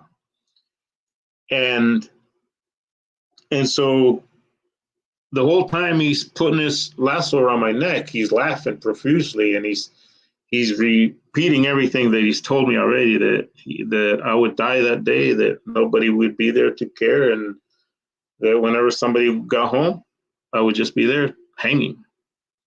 And so he threw that rope up over the horn, over the top of the silo, and he looped it down, and he started pulling me up. And my feet took off the ground. Here I am, 4.5, 5 years old, and I'm being pulled up with my feet dangling in the air. And the only thing I can think to myself is, what can possibly possess a human to do that to somebody? And he tied it up. He raised me all the way to the top. He tied it off. And I was struggling for air. And he walked out of the door. He closed the door. And I'm sitting there struggling for air. And I'm talking to God. I said, God, what am I going to do? What can I do? And God kind of nonchalantly goes, Jose, you're so light and so little that you can pull yourself up by the rope. I said, oh, really? So the very rope that I was hanging on off of, I reached up and I just pulled myself up till I got to the very top of the silo. And I used the same rope that was hanging down tight at the bottom, and I just used it to shimmy down. I landed on the floor. I untied the rope, the lasso from the bottom of the horn of the silo, and I went and hid up underneath it. So the beans were burnt, and my aunt and uncle got home, and they couldn't find me. And my aunt kept calling me, and I said, I'm here. She goes, where are you at? I said, I'm down here underneath the silo. What are you doing underneath the silo? I said, well, I'm hiding from my uncle, and I said, he was torturing me. I said, he hung me, he left me to die, and he walked out. And so for telling that story, I got to dance with a belt. I got to dance with a switch. And so when that happened, it really, let me know that the people around me were not there for me. They were there for their own interest, and they were there taking the hard-earned money that my mom was sending to us and pocketing the money, drinking it, and buying vehicles that they didn't even have any clue on how to start or drive. So, but that's one of the stories. And the whole book, that particular book, is based on stories just like that would include me, would include family members, would include bystanders, doctors, stuff like that. And that's heart. It just touches me that you went through that, but you were given that, you were, yeah, I don't even know what to say. And I see, like somebody said, it's still affecting you after all these it years. Like does. you're a It survivor. does. You're a survivor, and your story is such, all of these things have made you stronger. All these things have given you more, given you more, like there are children that have been tortured in other ways, like maybe, you know, actually, if you will, they've been had things happen and they split, in their personalities, or Yeah. they fracture, and they get abilities. Well, you were tortured just in a different way. And so that same thing, it's brought out, that the other aspects of who you are. Unfortunately, it's there are people that still are that don't survive half of what you've gone through. So I believe that your story is one that, will be, you're touching a nerve of some people, because there's some people even listening here that have had very tortured childhoods. For the very ones that you think are here, should be here to protect you and love you and care for you and nurture you, are the ones that take advantage of you. But nevertheless, and in spite of it all, you are a survivor. And that's what I believe is the most important thing. And I see, Sister Cuz, I said, we love you. she, so we, a lot of times the ones that, and even that, everybody signs up to play the role. You know what I Yeah. mean? The antagonist and the protagonist. So those so-called relatives were just the antagonists in your story. You know Yeah. what I mean? Yeah. Yeah, Yeah. they're playing the role. But You, I wanted to ask you, do you have a publisher? I do not. I looked into it. Everybody wants me to send them $4 and $5 and $8,000, and So with everything, I wanna connect you with my sister, um, my sister Cynthia Martinell, who has Noble Seven Publishing. Mhm, She mhm. just matter of fact, she just did the forward in the book for Richard Smith's The Moor and the Mason and the Alien. I think is the, Mhm. the something, his third book that came out, and she's got her own publishing company, and so Okay. we'll connect you to Sure, her, definitely. and And she's I'd like to say something to the audience. Somebody, you know, they can say, well, if this person has gone through this type of hell, you know, what kind of a life have they lived? What kind of things have they done? I've not lived a perfect life. I'll tell you that. I've not walked on water, maybe lately. But with that being said, I have gone and actually sought psychological help and evaluation. And I actually went and did the missions work up in Alaska, and I had to get evaluated there, and I also had to be evaluated up there in Alaska. And the lady that evaluated me there in Alaska, I mean, by the second and third session, she's like, she was, for somebody who has gone through so much, she goes, you can probably read a person as soon as they walk into the door. I said, you're absolutely right. She goes, and this is a gift. She goes, I want you to take it and use it. She goes, but not only that, she goes, any other person, she goes, 9 times out of 10, any other person would have gone through this, would have died during that process, or would have one come out a murderer, a thief, a robber, a rapist, you name it. They said because of all the mental anguish and everything that was put on you at a very young age. She says that no man could stand it. No man could live through that. no. And I said, you know what? You're absolutely right. I said, I'll take that. So yeah, I've gotten psychological help and evaluations with it.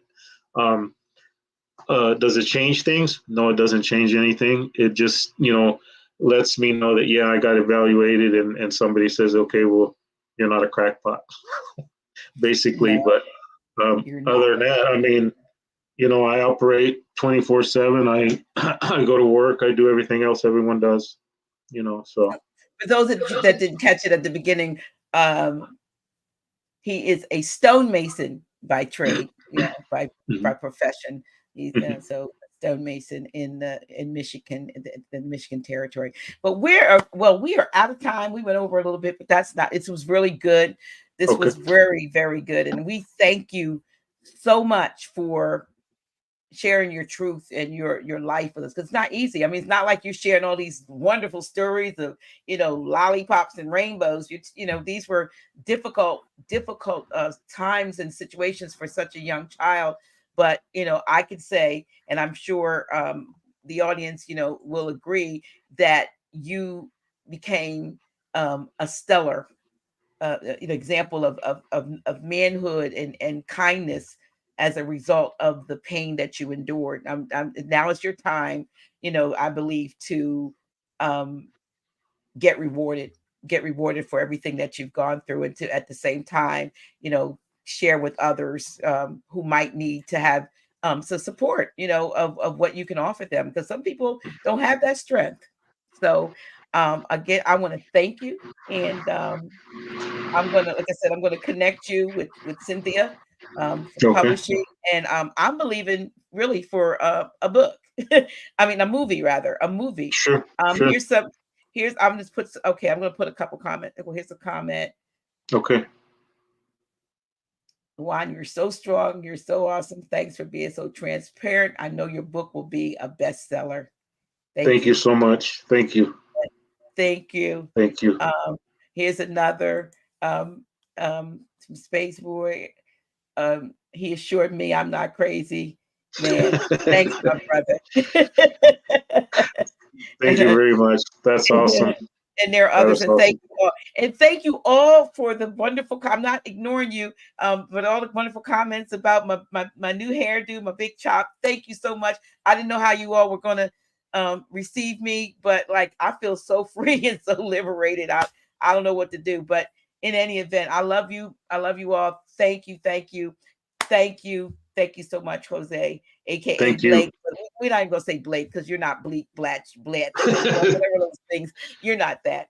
That's But thank right. you so much for coming on the show, and we'll talk. We'll talk. Thank you, Very good. everyone. Thank you. Yep. Yeah, Thanks, everyone. thank everyone. Yep. Really appreciate you. Really appreciate you. So we're gonna get out of here until next time. All right. All righty.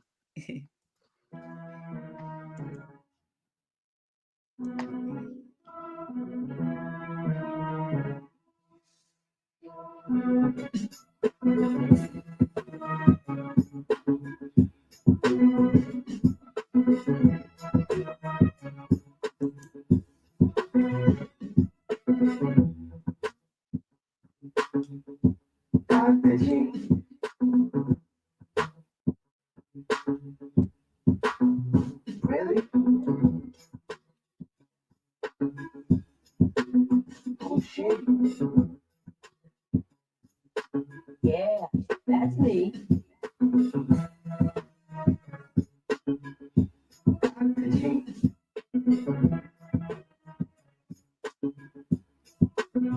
Really? Oh shit. Yeah, that's me.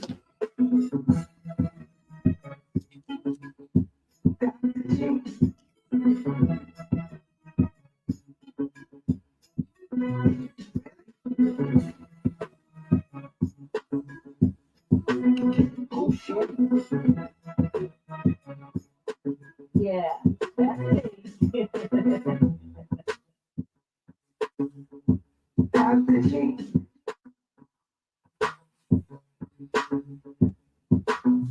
Really? Oh shit. Yeah, that's me.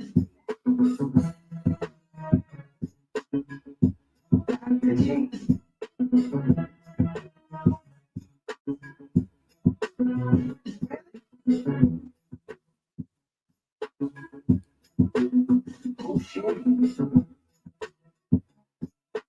Yeah, that's me.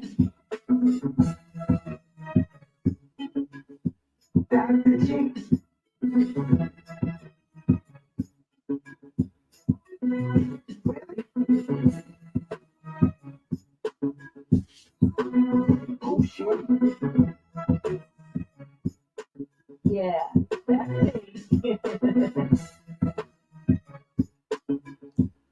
that's me.